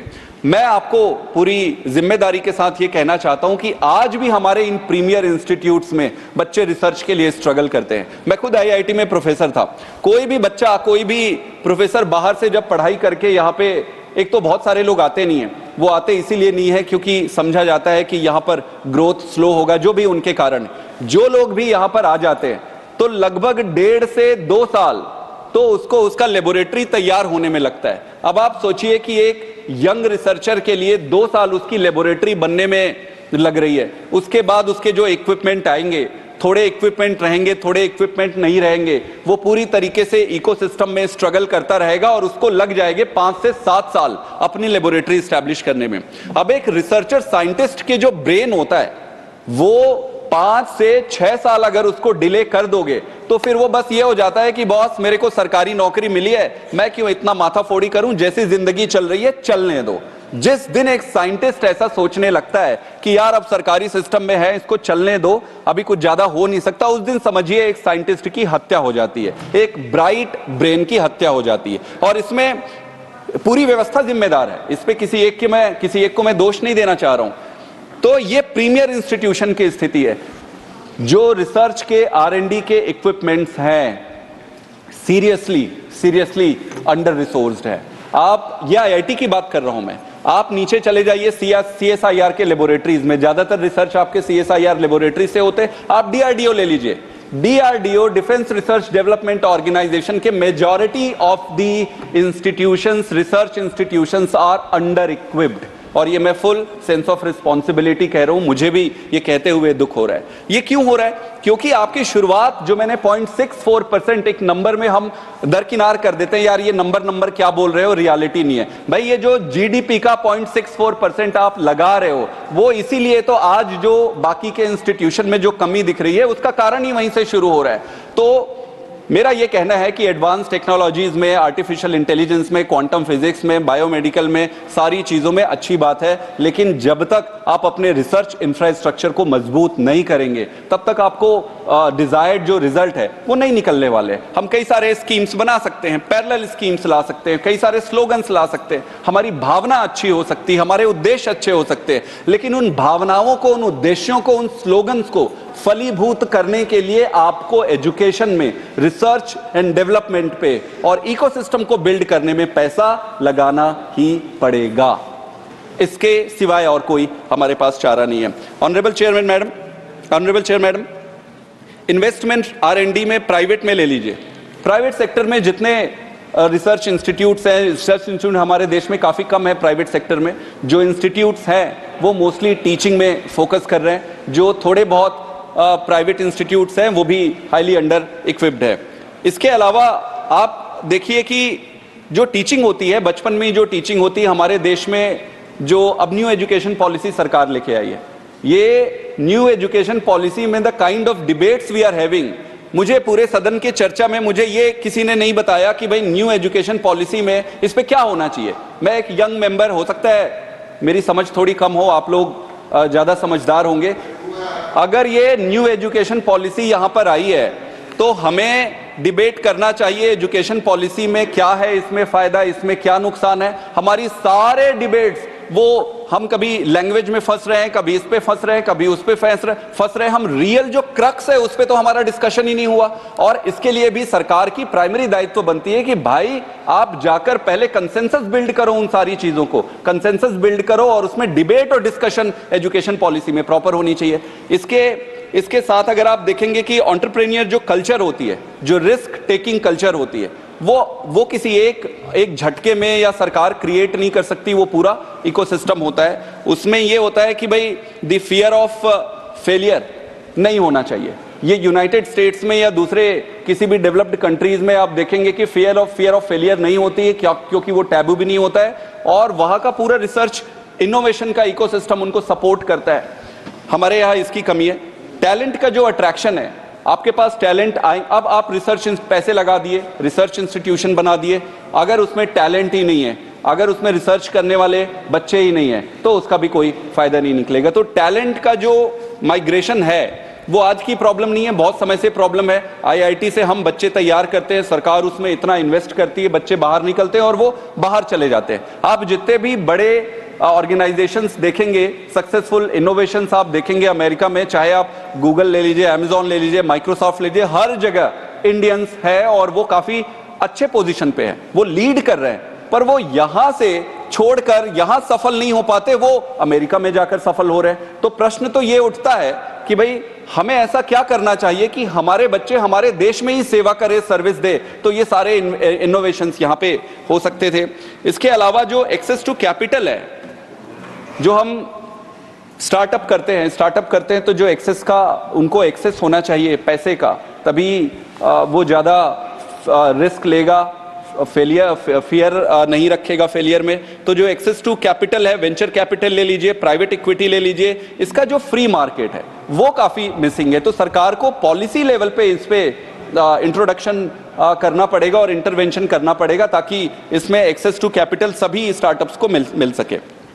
गवर्नमेंट सपोर्ट पॉलिसीज है, जो गवर्नमेंट के पॉलिसीज है, कई सारी अच्छी पॉलिसीज आई है और जब भी पॉलिसीज आती है हम सारे सपोर्ट करते हैं उसमें, लेकिन इतना लैग है। जैसे कि आज एयरक्राफ्ट पे ही एक बिल आया, ये 2001 और 2008 में सरकार ने एग्रीमेंट कर दिया था और उसके लिए जो लीगल बाइंडिंग आज हम लेकर आए, तो एक एक चीज में अगर हम 5 साल और 10 साल का अगर डिले रखते हैं पॉलिसी में, एक मैंने एग्जांपल दिया, तो 5 से 10 साल का अगर हमारे डिले होगा पॉलिसी मेकिंग में, तो 5 साल और 10 साल का डिले आप फॉर्मुलेट कर लीजिए कि डिकेड्स का, पता नहीं कितने डिकेड्स का हम पीछे चले जा रहे हैं। तो पॉलिसी में जो क्विकली पॉलिसी इंट्रोडक्शन और इंटरवेंशन सरकार को करनी चाहिए वो बहुत जरूरी है और ये काफी क्विक स्पैन में करना पड़ेगा। इसके बाद एक कोलैबोरेटिव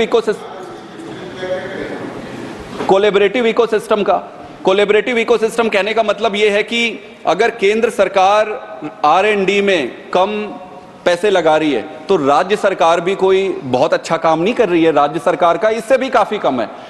इसमें राज्य सरकार को, केंद्र सरकारों को, सबको मिलकर बहुत सारा पैसा लगाना पड़ेगा। बट एक जो पॉलिटिकल सिचुएशन हमारे देश में अभी है कि अगर भाई मैं फलाने पार्टी का हूं केंद्र में और राज्य में दूसरी पार्टी का सरकार आ गया तो उसको मैं सपोर्ट नहीं करूंगा।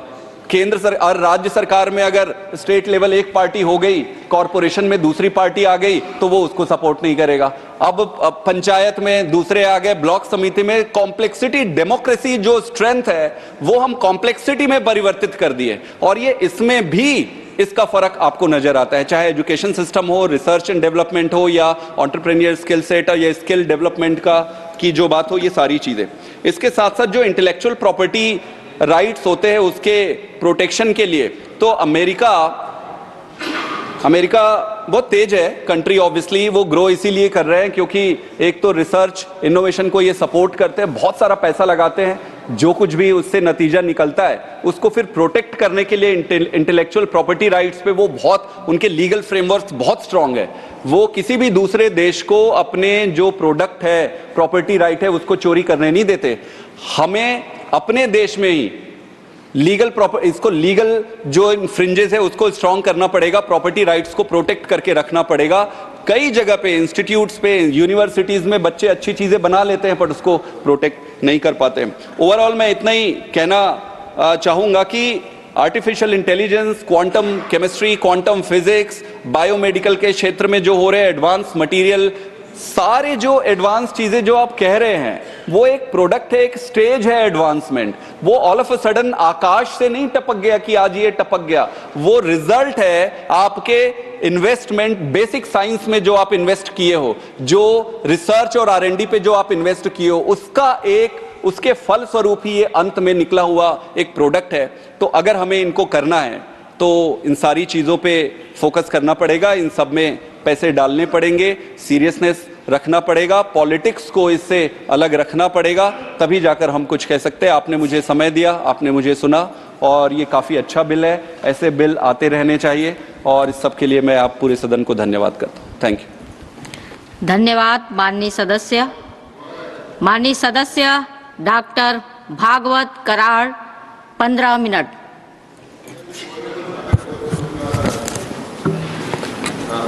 माननीय उपसभापति महोदया, आज सभागृह में बहुत ही इम्पोर्टेंट बिल आया है। हमारे कार्तिक शर्मा जी जो हमारे विद्वान सदस्य हैं, उनके माध्यम से ये बिल आया है जिसके माध्यम से हमारे यशस्वी प्रधानमंत्री मोदी जी का मंत्र जो है, जो विचार है कि भारत को एक विकसित राष्ट्र हमें बनाना है, तो विकसित राष्ट्र बनाने के लिए अनुसंधान की ज़रूरत है।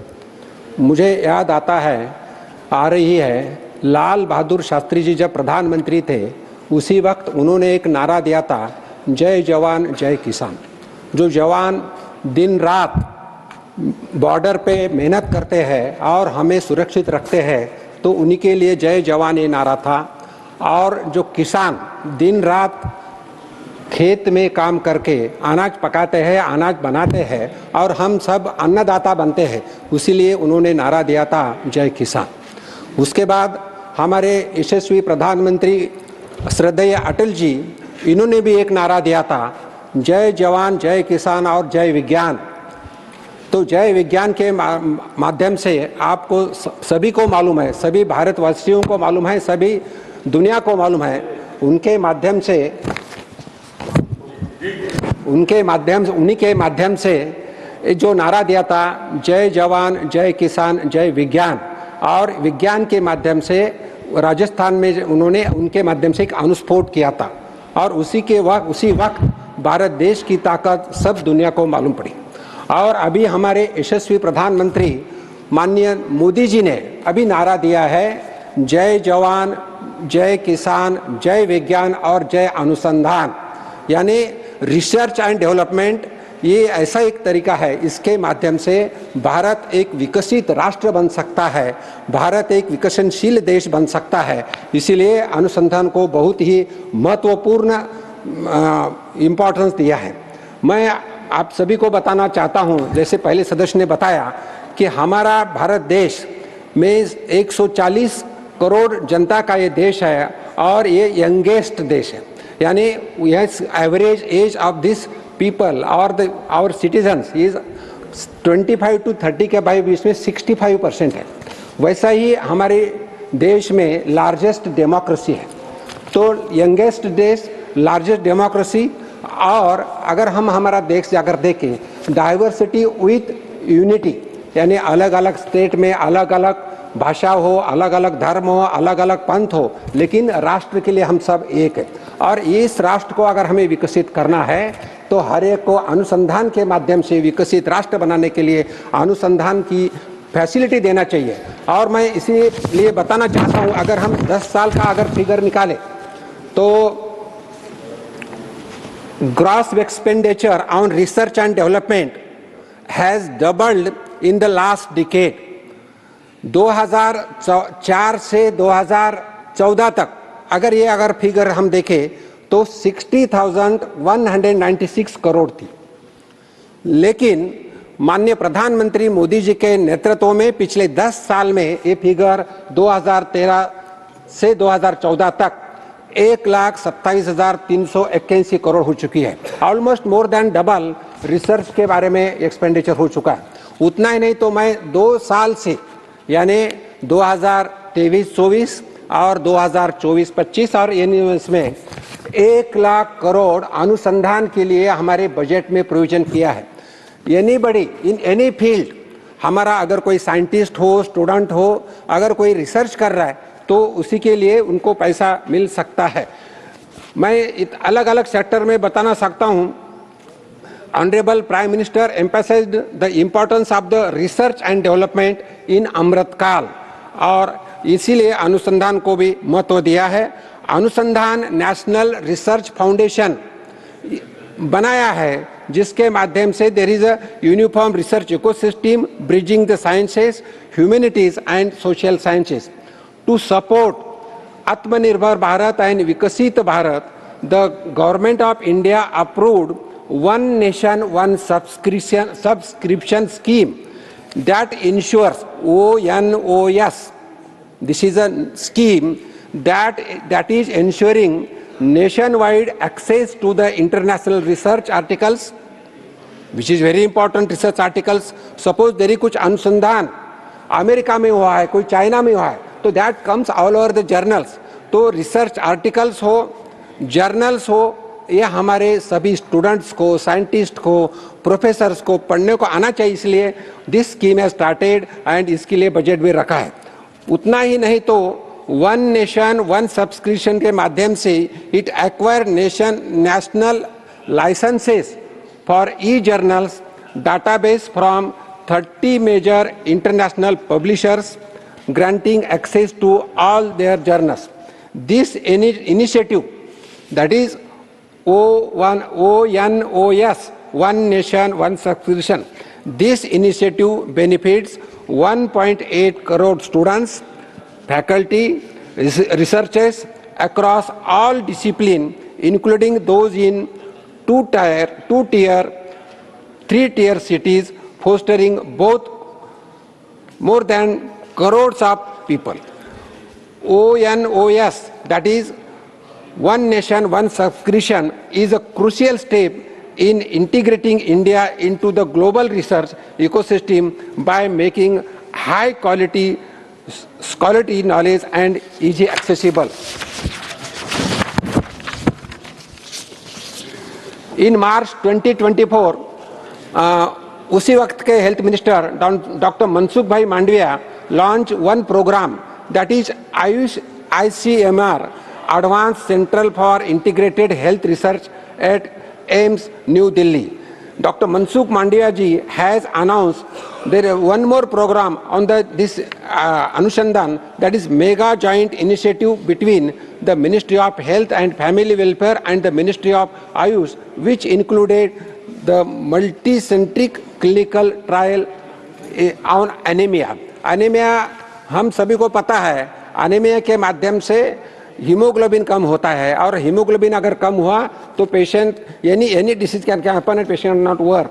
There is a joint effort on established Ayush ICMR Center for Integrative Health Research in AIIMS. जैसा हमारे पूर्व सभासद ने बताया कि artificial intelligence is also very important, and in India there are different scientists are working on the artificial intelligence. India is undergoing a major AI revolution under PM Prime Minister Modi ji's leadership, with the government actively building an AI ecosystem with affordable computing power, GPUs and research opportunities. India's AI mission and computerizing infrastructure is India Mission 2024 allocated 10,300 crore over 5 years to enhance AI capabilities. A high-end computing facility with 18,693 GPUs is being developed, making it one of the largest AI infrastructure globally. So we are aiming to work globally and to see how the India will have a merit in the globally in AI sector. India's AI database platform will provide startups and researchers with high quality and database to reduce innovation barriers. Large scale non-personal database and will improve AI reliability in agriculture, AI in weather forecasting and traffic management. Similarly, the Centers for Excellence in AI are the ceiling. The government has established 3 centers of excellence for AI in the healthcare, agriculture and sustainable cities in New Delhi. Budget 2025 announces rupees 500 crore AI COE in education. 5 national centers of excellence will train youth in industry relevant AI skills in collaboration with the global firms, supporting the Make for India, Make for the World vision. India's indigenous AI models are, India's AI is funding the development of the indigenous AI models, including large language models and problem-specific AI solutions. Digital India will enable AI powerful language translation and voice-based internet access in Indian languages. Bharat Jain, the world's first government-funded multimodal LLM launched in 2024, will enhance the public service and citizen engagement. Servarm 1 and 2 billion parameters at AI model support 10 major Indian languages for translation, summarization and content generation. Chitralekha and one of the open source video transcriptions tool enable audio transcript editing in Indic languages. Everest, one multilingual AI system, currently supports 35 Indian languages with plans to expand to 90. AI for All, a self-learning online program under the Ministry of Education designated to raise public awareness about the artificial intelligence. Madam, this is about AI I was telling. As we are aware that India आज अगर हम पूरे दुनिया में देखें तो 5वीं economic system बन चुके हैं, 5वां हमारा नंबर है। 2014 में प्रधानमंत्री मोदी साहब ने जब शपथ ली थी उसी वक्त इंडिया का नंबर 10वां था, 10वें से हम 5वें नंबर पे आए हैं, लेकिन अभी हमें तीसरे नंबर पे जाना है। तो इसीलिए इस सेक्टर में यानी इकोनॉमिक सेक्टर में भी हमें रिसर्च देखना है, रिसर्च क्या क्या होता है देखना है। मैं अभी माननीय सभासद यानी सभागृह को बताना चाहता हूं, जब प्राइम मिनिस्टर कुछ कांग्रेस के ज़माने में प्राइम मिनिस्टर ने उसी वक्त बताया था जब दिल्ली से हम 1 रुपया भेजो तो बेनिफिशियरी के अकाउंट में सिर्फ 15 पैसे जाते हैं, लेकिन माननीय प्रधानमंत्री मोदी जी के नेतृत्व में जाम ट्राइनिटी आई है। JAM J stands for Jan Dhan Aadhaar, Jan Dhan खाता, ये stands for Aadhaar and M stand for mobile. JAM trinity के माध्यम से डायरेक्ट बेनिफिशियरी अकाउंट में हम पैसे दे सकते हैं। वैसे ही इकोनॉमिक सेक्टर में यूपीआई का जो इनोवेशन भारत ने किया है, जैसा हमारे अभी के सदस्य ने बताया था, यूपीआई के माध्यम से ट्रांजैक्शन जो हो रहा है तो world wise it's very good transactions हो रहा है। तो अभी जैसे पहले सदस्य ने बताया था कि डिजिटल इकोनॉमी फ्यूचर में आने वाले है और उसी लिए भी इनोवेशन होने की ज़रूरत है और हमारे इकोनॉमिक सेक्टर में भी डिजिटल इकोनॉमी के बारे में भी काम हो रहा है। मैं इतना ही बताना चाहता हूं कि अगर हमें भारत को विकसित भारत बनाना है तो अनुसंधान बहुत ही ज़रूरी है और अनुसंधान के लिए अनुसंधान नेशनल रिसर्च फाउंडेशन बन चुका है। ये Anusandhan national research foundation has been established through the Act 2023, which came into effect in February 5th February 2024 for the fiscal year 24-25, and it has been allocated 966 crores. The Anusandhan National Research Foundation aims to receive funds amounting to rupees 50,000 crore during 23 to 28 in the form of funds for the innovation funds, science and engineering research fund for special purpose of the research. Key features of the NRF I will tell in the short to all my members. Key features of the Anusandhan National Research Foundation is global positioning initiatives. The ANRF has formulated progress aimed at enhancing India's position in key sectors globally, driving scientific advancements and fostering an innovative ecosystem. Electrical Vehicle Mobility Program, launched under the Mission for Advancement in High Impact Areas. This initiative addressed priority-driven solution-focused research in mission mode. It encourages multi-institutional, multidisciplinary collaborations with close industry partnership. Industry partners are required to contribute at least 10% of the project cost in cash. हम सभी को पता है कि electrical vehicles are very important nowadays, and the provision for this is also given in this Anusandhan National Research Foundation. Several programs have been formulated for promoting indigenous research and development in the country. They include Prime Minister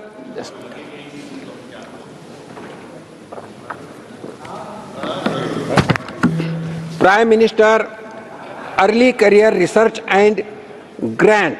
This scheme is very important for Anusandhan This scheme supports early career in scientists, enabling them to undertake independent and impactful research to promote indigenous research and development. This is for the beginners of the scientists. Transformation of the institutions to global standards. Our institutions, it may be private, it may be government, but we want to do innovation in these institutions and we want to make this up to the global standards. And for this, there are certain schemes. ANRF, that is Anusandhan National Research Foundation, has developed program aimed at transforming institutions to meet global standards, promoting translational research and supporting basic research initiatives. These efforts ensure that scientists and researchers receive adequate resources and financial assistance to establish in a global presence. These initiatives reflects Anusandhan National Research Foundation commitment to advancing India's research and innovation landscape through strategic funding and collaborating programs. ANRF also formulated programs for transforming institutions to global standards, translation research, basic research, promotions, etc. These schemes ensure providing proper resources and financial assistance to the scientists and researchers in their bids to carve out a niche at the global fortune. They can do some partnership also for research. If there is a partnership, there are schemes of the government for the partnership also. If there is a partnership, then partnership for accelerated innovation and research. It is called PAIR, P-A-I-R. The Anusandhan National Research Foundation has launched the Partnership for Accelerated Innovation and Research, an initiative to enhance research capabilities of universities, particularly central and state public institutions in the country. PAIR means Partnership for Accelerated Innovation and Research. PAIR is a multi-institutional program to boost research capability of institutions where research is relatively at nascent stage, early stage, through a mentorship-driven hub and spoke framework by pairing them with well-established top-tier institutions. Research hub will be guide emerging institutions in research activities, provide access to harness their resources and expertise, thus bridging the gap between institutions and nurturing a robust research ecosystem in the country. Fund allocation for ANRF.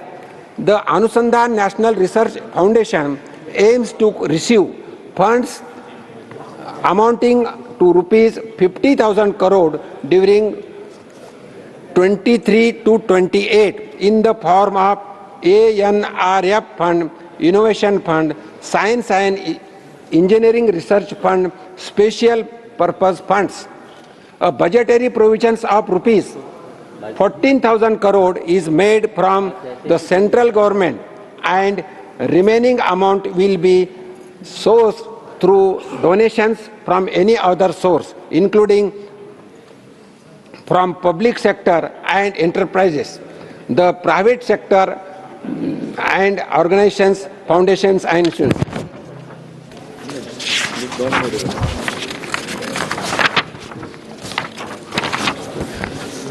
The main intention of this Anusandhan is to make our country number one in innovation as well as to make our country a Vikasit Bharat. माननीय प्रधानमंत्री जी के नेतृत्व में reform, perform and transform ये सूत्र के माध्यम से अभी तक 40,000 से ही ज़्यादा रिफॉर्म्स हो चुके हैं और रिफॉर्म के माध्यम से अलग अलग पब्लिक के माध्यम से जो कुछ गाइडलाइंस आते हैं उसके माध्यम से रिफॉर्म्स किए जाते हैं अलग अलग डिपार्टमेंट्स के में, और रिफॉर्म के होने के बाद उसी तरह काम किया जाता है और लोगों को सुविधा मिलती है. The main intention of this is to attention of the government in India to rapid evolution of emerging technologies, which the reshaping the global economics and power structures. It is mentioned that despite a strong research ecosystem in the country, fragmentation among institutions and industry players hampers innovation and delays commercialization. It is suggested that the unified strategic body is essential to accelerate breakthrough and integrate research with policy makings. The resolution urges the establishment of a council for future affairs to provide a unified framework for research driving innovations in AI, blockchain. 2 minute madam, 2 minute बढ़ा दो साहब. बोलिए बोलिए बोलिए बोलिए बोलिए ताली बजाओ ना.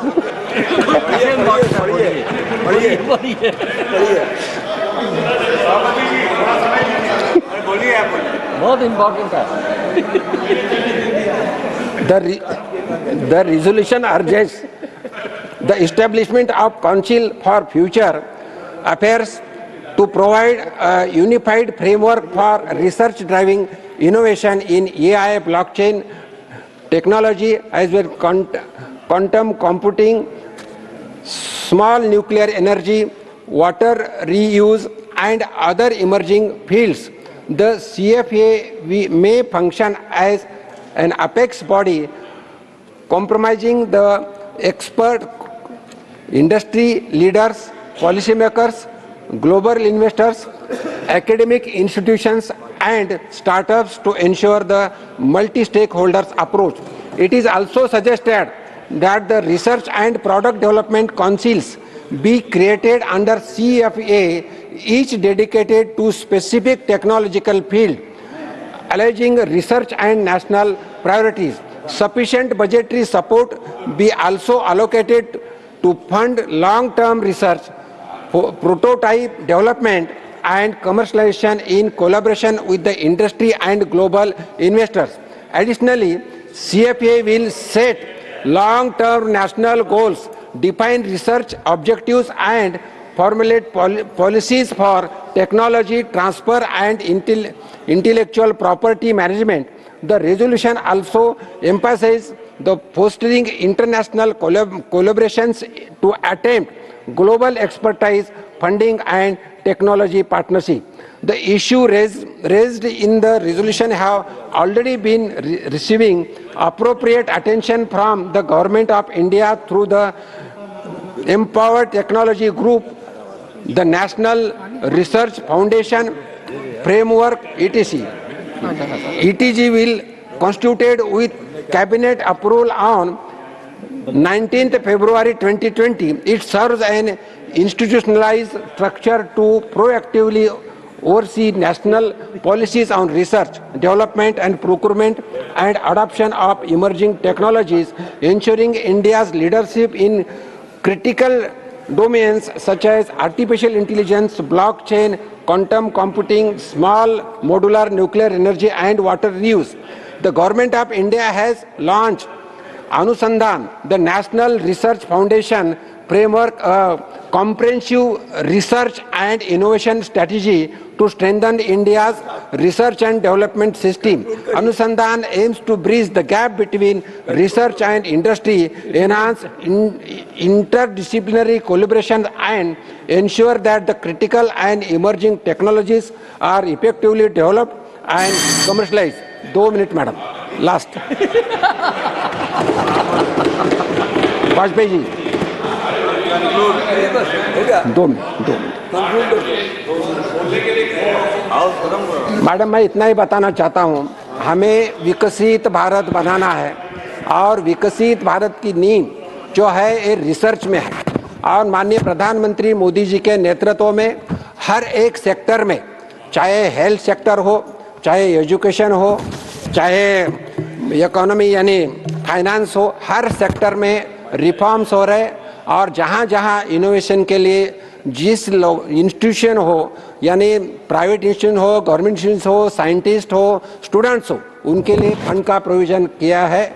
जैसे मैंने पहले ही बताया, दिए बजट में 1 लाख करोड़ का प्रोविजन है for research, last year budget में था, और रिसर्च को प्रेफरेंस दिया जाए। और माननीय प्रधानमंत्री जी का नारा ही है, जय जवान, जय किसान, जय विज्ञान और जय अनुसंधान। तो अनुसंधान के माध्यम से ही हम रिसर्च के माध्यम से ही भारत को विकसित राष्ट्र बना सकते हैं। मैं डॉक्टर हूँ, मेडिकल डॉक्टर, मैं बताना चाहता हूँ, जब भारत देश स्वतंत्र हुआ तो उस टाइम हमारी एज 35 ईयर्स थी, 35 to 37 ईयर्स, और अभी हम 70.5 एज इतना यहाँ तक पहुँचे हैं, यानी we are almost at the global level तक पहुँचे हैं। तो हमें हेल्थ में अगर रिसर्च करना है, हमारी एज बढ़ाना है, जैसे जापान की एज अभी 85 है, एवरेज एज 85 to 90, तो उसमें भी रिसर्च होना है। और रिसर्च के लिए, अनुसंधान के लिए मेडिकल क्षेत्र में बहुत सारे प्रोविजन किया है। इन शब्दों के साथ मैं, हमारे कार्तिक शर्मा जी, आपने जो प्राइवेट मेंबर बिल लाया है वो बहुत ही अच्छा बिल है और गवर्नमेंट ने ऑलरेडी इसके ऊपर काम चालू किया है। Government is supporting this and government in favour of this bill, ऐसा मुझे लगता है। इन शब्दों के साथ मैं मेरे वाणी को विराम देता हूं। धन्यवाद। धन्यवाद माननीय सदस्य। माननीय सदस्य doctor Fauzia Khan.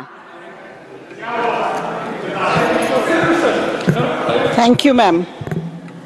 And thank you for being so generous with time today. I am seeing this generosity for the first time.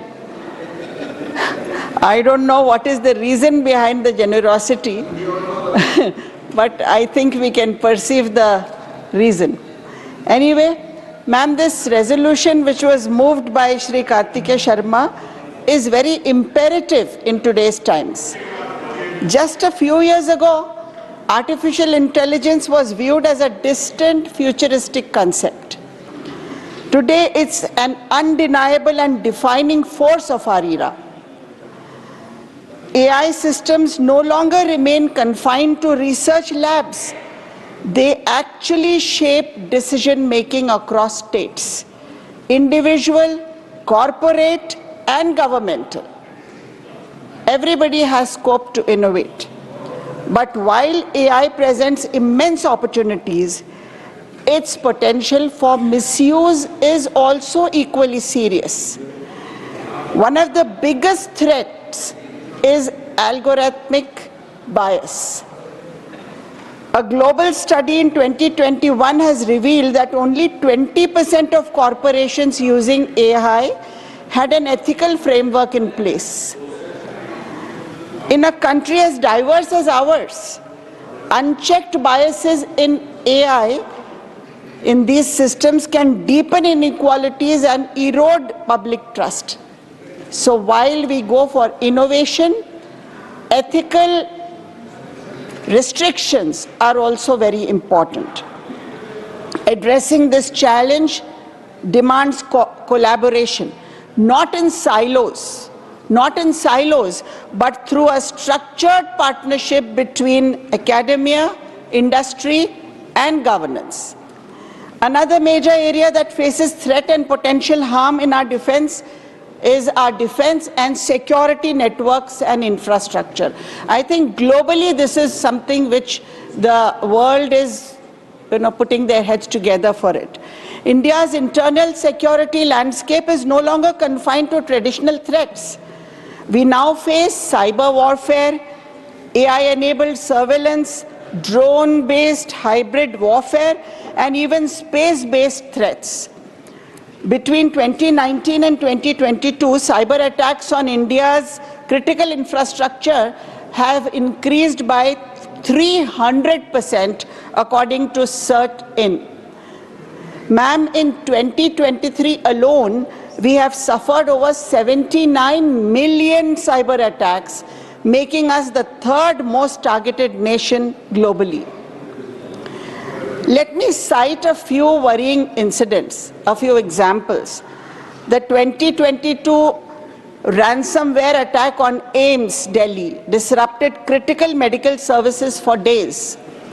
The 2021 drone strike on Jammu Air Force Station proved how commercial drones can be weaponized by non-state sectors.